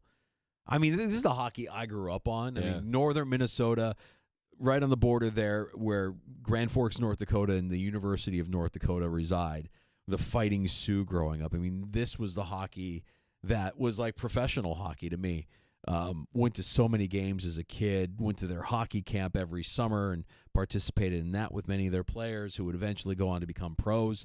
Girl I graduated with, who had a sister who married Eddie Belfour, which, by the way, I believe there's a doc coming out on Eddie Belfour, which, I guess we need a doc for everybody, right? Yeah. Everybody gets a doc. The Oprah Winfrey of documentaries. But what I remember about it is, at times, really enjoying the college game almost more than the pro game because of the urgency that gets played with. It almost felt like, at least for me, it was like a playoff atmosphere every night watching the college game with, crazy fans and the student section and everything else that went with it. So Frozen Four tonight. And speaking of college hockey, the pride of Michigan State, Ryan Miller, who joined us last hour, going into the Amerks Hall of Fame tomorrow night as the Amerks host Laval. That was a fun conversation. Also spoke with Dan Fates, 13 Women Buffalo Plus earlier today. Both of those conversations are available for you wherever you pod. Wherever you get your shows, just search out the Sports Bar and you'll find all of our guest appearances there. We spent some time with Fates talking about what could be TJ Watt. Yeah, after we went through this with Garrett, I want to be on a winner. Oh, the money. Ooh, good. Same thing with Max Crosby. Ooh, money, good. And we're going through this with Trey Hendrickson. Doesn't seem like Cincinnati has the appetite to make a move. But funny how did we miss TJ Watt entering the last year of his deal? How did we not explore that, hey, maybe this guy might be pissed that he's been passed up here or he hasn't gotten his deal done yet? Well, I always thought that, say whatever you want about the Watt family. Maybe they do their business the way we would all like them, everybody to, and that is just do it on the field. And when your time is up, then you sit down. But no, TJ Watt putting out there on social media, just with him in a Steeler uniform, the peace out sign. Can you imagine if a Buffalo Bill player did that? Like, we haven't. Maybe, James Cook is probably like, damn, I should have done that. Right? Well, I mean, he did put his house up on the market with all of his memorabilia there just so we knew that it was his house. I mean, maybe that's a red flag for an incoming team. Oh, this guy likes to communicate passive-aggressively through social media and use his following to his advantage. Fates brought up a great point that I completely forgot. TJ Watt down the stretch last season sucked. He was invisible. Yeah. No tackles, and what was it, the last 10 games? I mean, that's an issue. Well, was he healthy? Was anything else? I don't know. Maybe a Steeler fan could fill us in there. But this brings it back to the, I just immediately shot you down on the, if Micah Parsons doesn't get a contract, why wouldn't you call him? Like, Danger, is that really feasible? And you're like, no, don't think like that.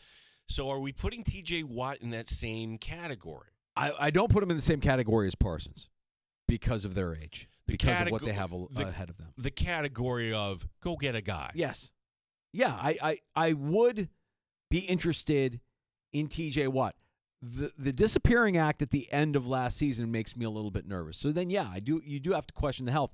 And by the way, like I have a feeling teams kind of know he's healthy, he's not healthy. He's right, he's not right. He is what he is, or he's not what he was. And maybe TJ Watt isn't what he was. Maybe we saw the beginning of the end towards that tail end of last season where he was largely invisible for the Steelers' defense. And it's clear that if anything has Watt upset, it's the idea that the Steelers value him one way, and he clearly values himself as more than how they value him. If the reports are true, Watt saw what the Steelers were offering him in terms of an extension and was upset, likely because it was nowhere near what Myles Garrett is getting. And that might be a tough pill to swallow. But at the same time, man, no tackles in 10 games? That you've given them every reason to lowball you. I think that's not accurate. He didn't have a tackle in the playoff game, and I'm not sure if he played in that Cincinnati game. I think what he meant to say was sacks. I think that's sacks. No sacks. We gotta All right, fine. Yep. So, but that's what you're getting paid to do, by the way, is sack the quarterback, and you're not getting after it the way you're used to, the way we've become accustomed to. So, if that's how Pittsburgh views him now, you're not the same player that you were. You're 31. You're oft injured, and you're not getting after the quarterback.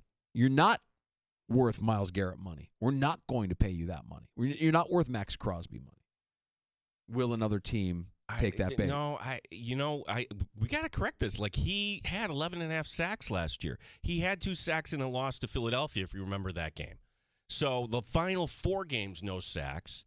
And he had 4 tackles in a loss to Baltimore. Christmas Day against Kansas City had 3 sacks. So not sacks. We have you fact-checking Dan Not Face. sacks, tackles. So 2 sacks against the Eagles in December. Okay. 11.5.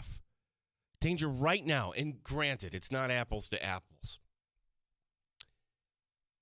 Who on the Buffalo Bills right now would you say could get to double-digit sacks and you wouldn't think twice about it if they were healthy? Greg Rousseau? That's the list. Maybe. And that's a maybe. He hasn't done it yet. Ed Oliver, please, Ed Oliver. We keep waiting for that. It's not going to happen. No, you don't have the question is TJ Watt, it's not just giving up the draft capital, it's hey, you got to pay this guy in the neighborhood of Myles Garrett, and that might look really bad in 3 years. We're talking like Von Miller type of mistake. Do you? Yeah, I mean, I guess it goes down to, do you believe he still has gas in the tank? Now, what you're sharing there, statistically, 11.5 sacks last season, I think we would sign up for that. But he probably wants to be paid as if he's going to give them 15, 17, 18 sacks, the way we've seen him in the past. I mean, he's been that kind of dominant player. It's weird to think about the timetable here and the fact that he's already going into the last year of his deal when it feels like we just went through this with this guy just a few years ago. It was 4 years ago. 6 forced fumbles last year, 2 fumble recoveries. He's a game wrecker. He's a playmaker, even last year with a bad Steelers team. So what would it take? Is it going to take a first-round pick? Yes. Yeah, I think so too. Is it going to take making him the highest paid non-quarterback in the league? I mean, I would imagine that's what he's gunning for. I don't know that a team's going to do that. Ultimately, this isn't going to go anywhere, okay? We've already done this with TJ Watt. It was the same exact scenario 4 years ago where, hey, I'm in the last year of my deal. Hey, I'm one of the best of the position. Okay, can I have a new contract?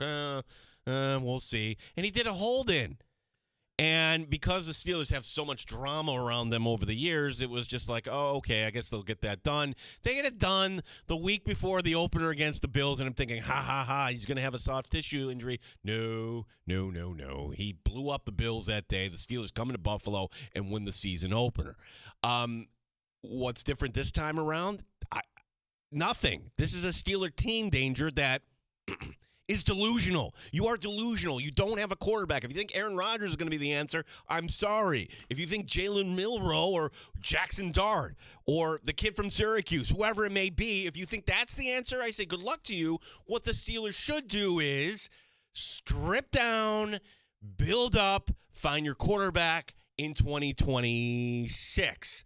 That being the guy, I would suggest maybe that has the name Manning to it. Oh, by the way, you host the draft in 2026. Oh, that would be fun. No, they're not going to do that. They're going to just fart around like they always do, and a credit to the coach who maximizes the talent, or at least we think that they do, and there will be the Steelers once again as a 7th seed. How did they do this? Yay. Yay. Ultimately, that's not the name of the game to get the 7th seed. It is to win a Super Bowl. Yeah, I think they're kind of stuck. I think you're right. I don't know that a team is going to pay T.J. Watt or give up what they have to give up to get T.J. Watt. And so the Steelers are going to have to decide whether or not they want to pay up. And could this be the end of T.J. Watt? I struggle with that. I struggle with this. I struggle with the notion that this is the last we've seen of T.J. Watt. We saw how much J.J. held on in the NFL. You know, he'll figure out a way to keep playing, I would imagine. But for a team to give up a first-round pick, potentially, for T.J. Watt just to renegotiate his deal and extend him. Yeah, but a first-round pick that's, say, I don't know, 30? Would you rather have Kenneth Grant or T.J. Watt on your team? Money aside. If it's possible. But again, I think for the Steelers aren't being real with themselves. That's also part of this equation. Well, I said it earlier, and we don't view them as such, but there are a lot of dysfunctional elements of the Pittsburgh Steelers now. When you really break it down, yes, they're a proud organization. Yes, they're an organization with great tradition. And they're also an organization that's made some really dumb moves the last few years. I think it does speak to quarterback being the magic elixir. You don't have quarterback, you don't have anything. And since Roethlisberger retired, they're a mess. They can't get it right. They're patchwork at the most important position on the field. And they're going to do it again if they bring in Rodgers. The constant has been Watt and Hayward, and that's pretty much it. And Tomlin. That's not good enough. It's not going to be good enough. And so what do you do? The idea of stripping it down. This is the kind of deal that leads to you being able to build it back up. Get the draft picks, but do you trust your GM to make the right picks? Do you trust a head coach who had a first-round pick spent on a quarterback? A lot of head coaches don't get a second chance, or GMs get a second chance at developing a quarterback. But we're the Steelers. We do things the right way. Yeah. We don't flinch. We bring in offensive coordinators that you can't stand, but we know that Arthur Smith knows football, just like Matt Canada knew football. The thing is, man, I just don't think you can rule Watt being traded out because of how ambitious and bold the landscape in the NFL is today. It would be a blockbuster trade. It's right there.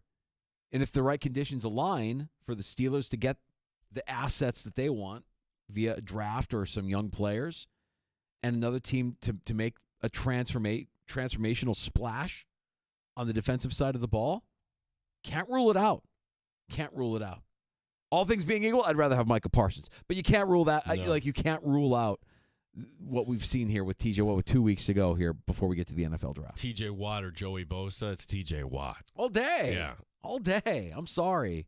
Yeah, Bosa's fine, but TJ Watt is elite. Bosa's fine. Micah Parsons, elite. Difference makers.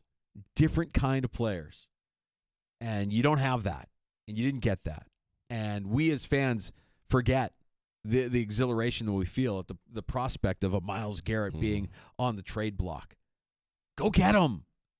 Somebody will. Somebody will make a splash. We'll see. Or nothing will happen.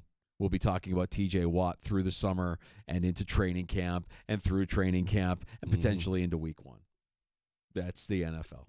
I can't believe we're 2 weeks away from the NFL draft. Doesn't feel like it. Doesn't feel like April 10th. No. But look up at the monitor. Oh, yeah, there it is. We will be live 2 weeks from today from Three Heads Brewing on Atlantic Avenue. Live shows are always our favorite. Lots of fun at Three Heads there in the neighborhood of the arts. It's our pre-draft party at Three Heads. You can have some drafts before the draft. Was joking around yesterday about hanging it up, not being able to do a hazy. You know I'm kidding, right? Going to have a hazy. Dude, you might have two. Maybe. We love it if you stop out. It's always fun to hang out with you in person. We can share a cold one and maybe a win or two. We'll talk some NFL draft. We'll get ready for round 1. It all gets underway 2 weeks from tonight from Green Bay. Frigid Green Bay. Forecast is cold. So you don't have to RSVP. You're certainly welcome to. And if you do, I'll give you a little shout out. The latest RSVP, Danger. Tell me. The first couple of the sports bar, that being Monica and Joey. But here's what's noteworthy about this. Okay, so Joey Kipchoge, as you call him. Yeah, Joey Kipchoge. Joey Whalen from Webster, U.S. marathoner, ran in the U.S. Olympic trials. You know where he's going to be this Monday. Boston. Yep. He's running Boston. Yeah. So he's going to call in Monday. Oh, cool. I'm like, Joe, you got to you can call in if you win. I love it. The guy's an absolute animal out there, and can't wait to see how Boston treats him. So that'll be a fun update. Boston is one, I run with enough frequency where I can think to myself, would I want to do that? Is it I've run marathons, I've run half marathons. Boston scares me. I no shame. I'm telling you right now, hearing about Boston, running the Boston Marathon, I'm like, nah, I'm good. I don't think that's one I want to participate in. Well, you got to qualify first and foremost. Right. It's not the New York Marathon. You show up, hey, and run. Right. Yeah. But if I wanted to really, really get after it, really train, qualify, run a time where it's like, oh yeah, you can be invited to this party, then you have to continue to train because it's not like you're just going to qualify and show up all schlubby at the Boston Marathon. That was one that was always yeah, I'll stick to the Rochester Marathon, maybe Chicago one day. We'll see. But Joey Kipchoge, absolutely out of his mind. Joey Whalen. So that'll be good. We'll get to talk to him on Monday. Yeah, talk to him Monday, and then after Boston, he'll be ready for a cold one. No Three question. Heads, Yeah, so we got a couple of RSVPs coming in already. We're at the Fan Rochester on X. If you need more information, just reach out, and we'll tell you all about it. We're at Three Heads Brewing, Atlantic Avenue, 3 until 6. 2 weeks from today for our pre-draft party. Three Heads. We're going to come back with a round of shots. Well, I don't like that, Gino. Do we have breaking news? Yeah. Bad breaking news? Yeah. Sad breaking news? Let me down easy. Yeah. Ian Rappaport and others putting out their former Texas wide receiver, current NFL draft prospect Isaiah Bond has turned himself into Frisco police this morning in a matter related to an outstanding warrant for sexual assault. Well, that's a shame. That was the guy we were looking at in Well, he's Buffalo. just fast. Yeah. I mean, he's just a fast guy, right? That's one of the guys you could look at and be like, oh, that's a speedy receiver that would be good in the NFL. Here's the low-hanging fruit joke. Andy Reid. Well, that's going to be a perfect fifth rounder for us. Right. Get him at a discount. He's done it before. Can't rule it out. What's coming up here in shots, Gino? Yeah, so RIT makes a move today, a little bit different, as we'll tell you who the new head coach of the Tigers is. The NBA last night, we haven't talked about this scene in Dallas. Oh, I love chaos. You do, too. Ozzie Guillen's one of our favorites, Danger. I know he's made some missteps over his career, but I'm going to read you a quote that I think you'll be very pleased to hear. And yes, is Jordan Hudson, the girlfriend of Bill Belichick, going to sit around North Carolina? No, she's not. She's actually going to be competing. We'll tell you in what. We've got free tickets for you to win right now. Breaking Benjamin 3 Days Grace. Coming to Darien Lake, September 17th. Free tickets courtesy of Live Nation. These tickets go on sale tomorrow morning, 10 a.m. at livenation.com. Live events, concert tickets, tour news, venues, all livenation.com. Livenation.com to get tickets starting tomorrow morning at 10 a.m. or win them for free. Breaking Benjamin, 3 days grace, Lowell Rock Show, September 17th there at Darien Lake. And if you caller 5 right now at 866-4FAN, you'll win. 585-866-4326. You're listening to The Sports Bar with Danger and Battaglia. 95.7 FM and AM 950. The Fan, Rochester.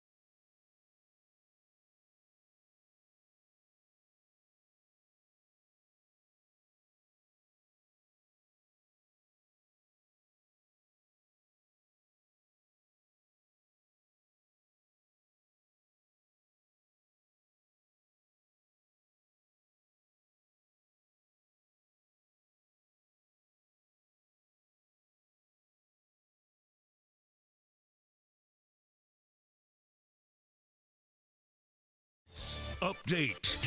It's Justin Rose so far at the Masters. He's on the final hole right now, 8 under for the day.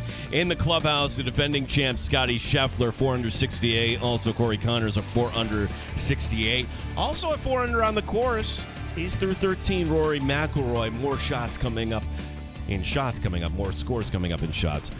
We have some hockey to talk about tonight. The Buffalo Sabres, they are taking a game place in Columbus. Coverage begins at 7 here on the Sports Leader. The Amerks back in action tomorrow night. Laval coming to town. All right, Team Men's Hockey has a new head coach, Matt Thomas, taking over for Wayne Wilson.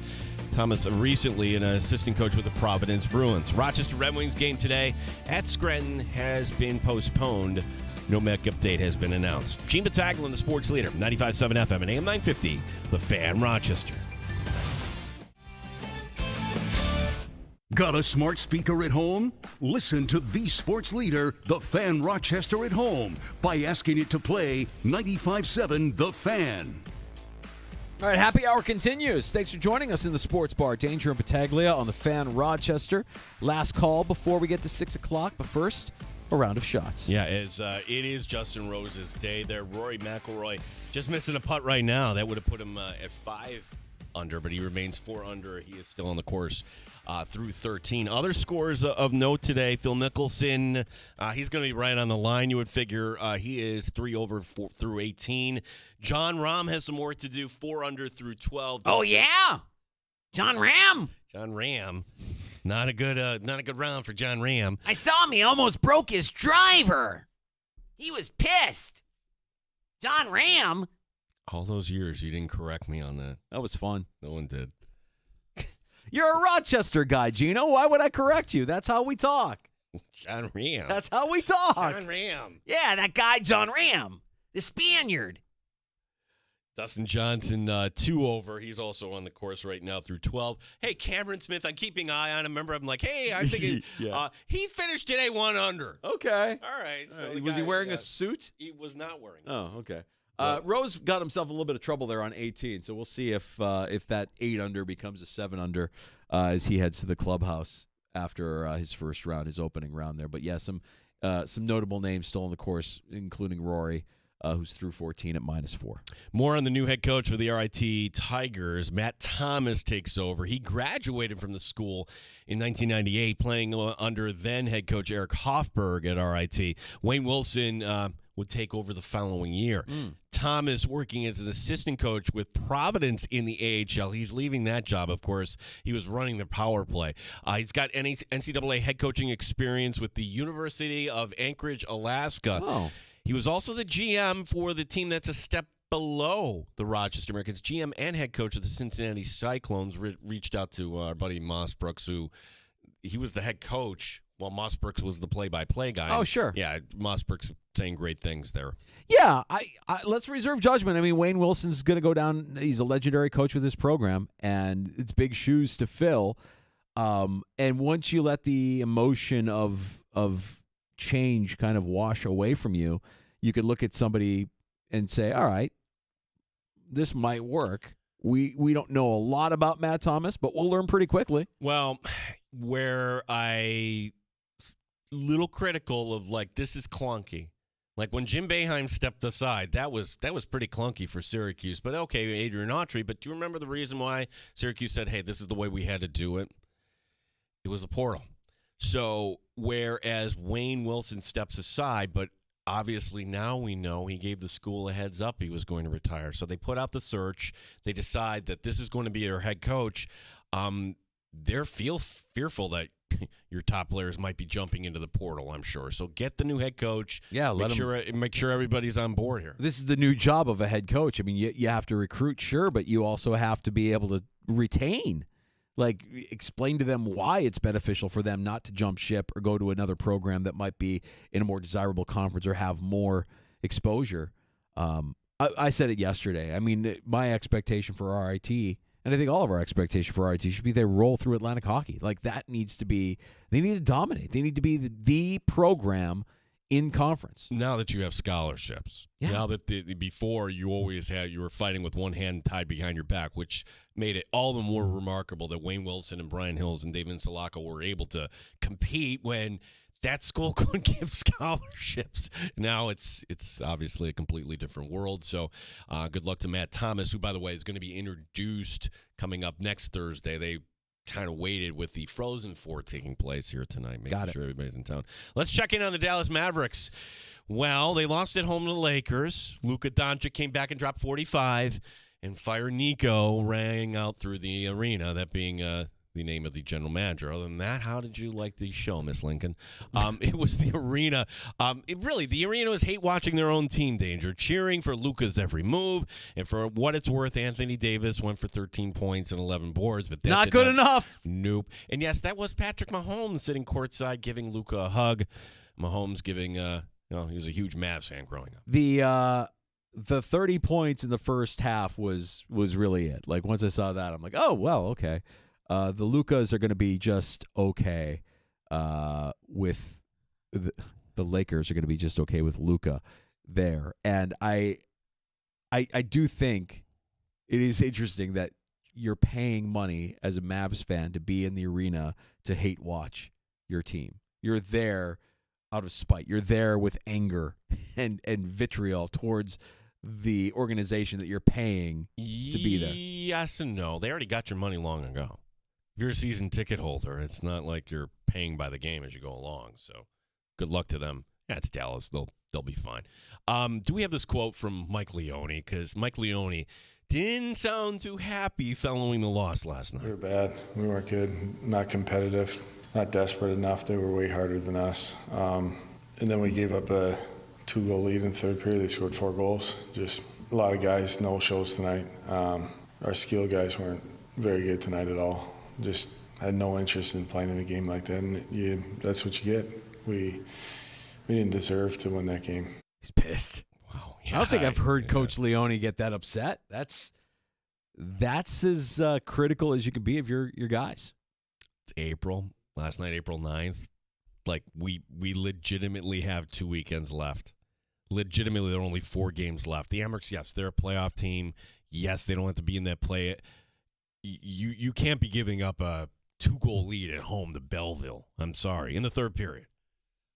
Well, they missed the opportunity to pull within 2 points of Laval for first place in the North. We had the opportunity to talk to Ryan Miller earlier in the show today. If you missed that, you can go back in the Odyssey app and listen to it. That was around 4:30 this afternoon. Miller going into the Hall of Fame tomorrow night as the Rocket coming to town. That is the only game for the Amerks this weekend. Going to be fun. Great night to be at the arena if you want to see Ryan Miller go into the Hall. Remember Ozzie Guillen? Yeah, he's still giving quotes. He's still commenting on the White Sox. He said something that you and I might agree with, Danger, but I'm not sure how many others would. Can we back up on Ozzie Guillen, because it is one of the best pieces of audio I think we've ever collected in the sports bar from 2021. Ozzie Guillen on your man Mercedes. First of all, you're not Ohtani. You're not Abreu. You're not Tim Anderson. You are a cheeseburger kid, fat boy. You're lucky to be in the big league. You're lucky some people got hurt, and you have a great start of the season. You're a cheeseburger kid, fat boy. Really, for the life of me, can't understand why that guy's not managing right now in Major League Baseball. Well, you're a Mercedes. Year after that, washed out of the majors. It was with the Giants after that, and then hasn't been in the majors since 2022. It's not like I'm saying he's wrong. I'm just saying his tact was a little bit much. I think. Well, that's like your cheeseburger fat boy. Yeah, like you're a cheeseburger kid, fat boy. You're not Ohtani. You're not Abreu. You're not Tim Anderson. Oh. You're a cheeseburger, Oh. fat boy. Oh, Ozzie, man. I know Ozzie said some things over the years that have upset some people, but he's still talking, Danger. And he went on 670 The Score in Chicago and said that managing a Major League Baseball team is easier than hosting a daily sports talk radio show. Quote, real good radio people do their job every day. It's something that's not easy for that many. Maybe Guillen forgot what a grind it can be, of course. No, I agree with him 100%. We could manage a baseball team a lot easier than we do this show every single day. Well, he's just going by Tony La Russa, who legitimately would take a nap there the second time around. He would just let the fans tell him what's going on. Remember that? Yeah. Tony, gotta get warmed up. Tony was listening to the fans. The fans were telling him how to manage the team. Ozzy is always good for some sound there going on our Odyssey Sports sister station in Chicago at 670 The Score. He's not wrong. I mean, look, any job, if you want to be good at it, you got to put the work in. You got to prepare. You can't just show up. You have to, if you want to be a good Major League Baseball manager, you got to do the preparation. I don't know that one is easier than the other. I would imagine that being a manager in the bigs is probably a little bit more stressful. Are you kidding me? It's a lot more stressful than what we do. Having how many egos in that clubhouse? You got to make sure everybody is on board. Finally, the 24-year-old girlfriend. I think that's kind of a law that when you mention Jordan Hudson, you have to mention her age. We're talking about. That's also a law. The head coach of North Carolina, notice I don't say expatriate coach, should be coaching the NFL. I lost a damn bet to danger. Bill Belichick. Jordan Hudson is eyeing a title for herself in 2025. She's going to be competing in the Miss Maine pageant. Miss, spelled M-I-S-S. I didn't know that was still a thing. Representing her hometown of Hancock. Best of luck in the pageant. You ever get involved in any pageants? No. Ever date a girl who went into any pageants? No. I did. It's odd world.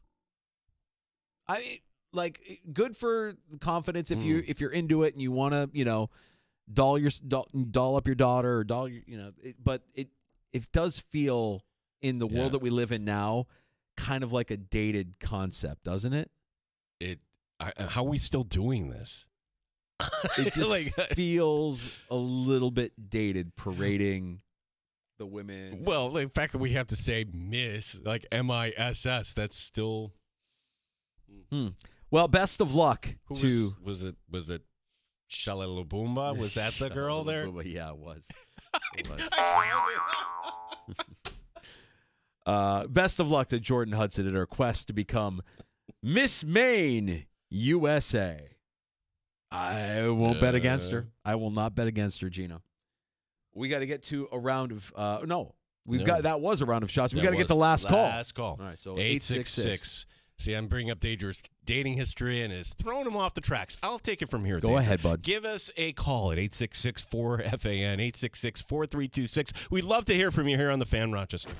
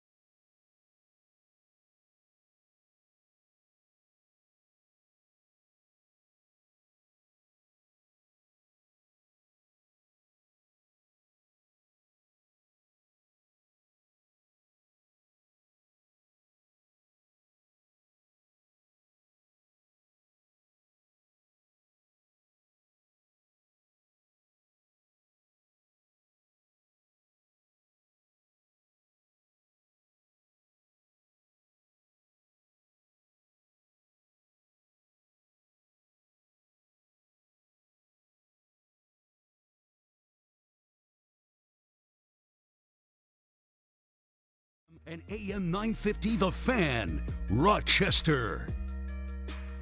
Just talking off air, tomorrow's show is going to be special. And a Hall of Famer today with Ryan Miller going into the Amerks Hall of Fame tomorrow night. We have a Hall of Famer tomorrow. Jim Boeheim, ever heard of him? Jim Boeheim. 4 o'clock tomorrow. Please tune in. He's in studio. In studio. Yeah. Great cause to Big Brothers Big Sisters. And so we will talk to Jim Boeheim about what brings him to Rochester tomorrow. And, we'll get into some college basketball, I'm sure, as well with Coach. He might talk golf. Whatever Jim wants to talk about, we will talk about tomorrow. That's right. 4 o'clock tomorrow. Tune it in here on The Fan Rochester. It's last call at 866-4326, 585-866-4FAN. With the start of the Masters, it was just a matter of time. We knew this call was coming. We welcome in John from Rochester. Go ahead. Tell us all about Patrick Reed and the round that he had today. John, your favorite. Well, before I do that, I just want Jim Boeheim's one of my favorite coaches of all time, and I'll tell you, ask him about when he was playing. Right after he graduated, him and Dave Bing played in a minor league basketball league, and he outscored Dave Bing one time, like 50 points to 30 points, something like that. Ask him about that. Anyway, John Ram, one of my favorites. Along with Horvath, But no, I'm pulling for the Liv guys. I'm pulling for John Ram. I'm pulling for DeChambeau, and I'm pulling for my favorite, Patrick Reed. Yeah. Wait, is Reed a Liv guy? Yeah. He is, isn't he? He is. Yeah, that makes sense. He's a weasel. And one of the defending champions at the Masters. And he's one over par. So he's going to rally and pull the upset. What are your thoughts? I think he's a cheater. I think he's a degenerate. I can't believe you dare call us up to say that you're rooting for Patrick Reed. Who disowns their own family? Patrick Reed. Yeah. Although I have to say, I'm a big DeChambeau fan too. In fact, the guys I play golf with call me not DeChambeau, but DeChambles. DeChambles. Honest to God. I took a 10 on a par 3 a couple of years ago with a 6 putt. Oh, John. God bless you, man. Thanks for and we'll be looking forward to seeing you. Hopefully you can make it out draft night at Three Heads, bud. We appreciate the call. Go Patrick Reed. Okay, guys. Go rooting for the Live golfers. That's our buddy John from Rochester. You realize with the traditions of the Masters, every year Patrick Reed could tee off if he chose to from here on out. Like you get the lifetime ago. He's just despicable. He's just despicable. He's just a pig. Just a rotten human. Ugh. He did win. It sucks. I guess I shouldn't have even asked. Of course he's a Live guy, defected, took the money. He's not liked on the PGA Tour, wants to go where there's less eyeballs on him. Easier to cheat that way. So they say. Cheater. Last call at 866-4326. Fun afternoon this afternoon here in the Sports Bar with Ryan Miller stopping by before he goes into the Amerks Hall of Fame tomorrow night at Blue Cross Arena. Not only does Miller go into the Hall, but also Laval in town. And the Amerks look to bounce back from a disappointing win that got away from him against Belleville last night. All right. I figure good time. Let's just kind of get this out of the way because at some point we'll be talking Browns football. And here's a guy that is being paid a lot of money. Deshaun Watson, today on Insta. Everyone's doubting me. Everyone doesn't believe in me. Everyone doesn't think I can get back to where I was. But I know and I believe the work I put in, what I believe in myself, the piece that I've been channeling these last couple months, I know I'm going to be way better than before. Hey, whatever gets you through the day, man. If that's what he needs to do to motivate himself to be more than what he was before. I mean, what he was before as a human being is a pretty low bar to clear. So I imagine he can do that if he really sets his mind to it. Stop with all of the creeping online. He puts this out there because they're going to give him another chance. Why? They owe him $46 million this year. They owe him $46 million 2026. Still $173 million they're going to have to account for at some point. God. It will go down as the worst trade in the NFL. I don't know that he ever plays again. I don't know that he plays another down in the NFL. No, like the people will point to the Herschel Walker trade because what that led to for Dallas, but this is terrible. What? Yeah, Cleveland you got did. zero return on investment, zero, and for them to admit it, while he's still on your roster, he's still on the roster, and they're saying like, yeah, we whiffed on that one. Jimmy Haslam, the owner, we thought we had the quarterback, we didn't. Oops. He's still on your roster. You don't have the quarterback, and the quarterback is now resorting to social media to pump himself up. Hey, we'll see. I maybe I'm wrong, and where would any of us be if we didn't get a second chance? But I have a hard time believing that we're going to see Deshaun Watson again in the NFL. No, definitely not 25. In case you missed it, he re-tore his Achilles tendon, which normally when you do it once, not a good thing. Twice, really bad. Yeah, tough. Real tough. Speaking of Ryan Miller and our conversation with Dan Fates, 13 Wham Sports, Buffalo Plus. You can get those wherever you get your podcasts. Search out the Sports Bar. That includes Spotify, Apple Podcasts, wherever you get your shows, including the free-to-download Odyssey app. We'll have more Breaking Benjamin and 3 Days Grace tickets to give away tomorrow afternoon in the Sports Bar. Don't bury the lead. Sabres hockey tonight, Mike Danger. Yeah. Woo! They're going to go for 6 in a row, buddy. Yeah, it's big. Come on, really, don't forget Gallows humor. Really finish big. the season with a 10-game winning streak. Can't hate watch a team that's on a heater. They're on a heater. I can't watch because I'm not going to be allowed to hate watch. What fun is that? We'll have that action for you tonight on the Fan Rochester. And don't forget, tomorrow in studio, 4 o'clock, Jim Boeheim. That'll be fun. And we'll look forward to talking to you then. That's tomorrow starting at 3 o'clock, a brand new episode of the Sports Bar with Danger and Battaglia. Big thanks to the Dandalorian, our bounty hunter, the finest audio in the galaxy, setting us up for greatness every afternoon here in the Sports Bar. And a special thank you to everybody who checks out the stream on our YouTube channel at The Fan Rochester. Like, subscribe, comment, put a little wind in the sails there. JR Sport Brief next. Sabres hockey coming up just after 7 o'clock. Have a great night. Talk to you tomorrow starting at 3 on The Fan Rochester.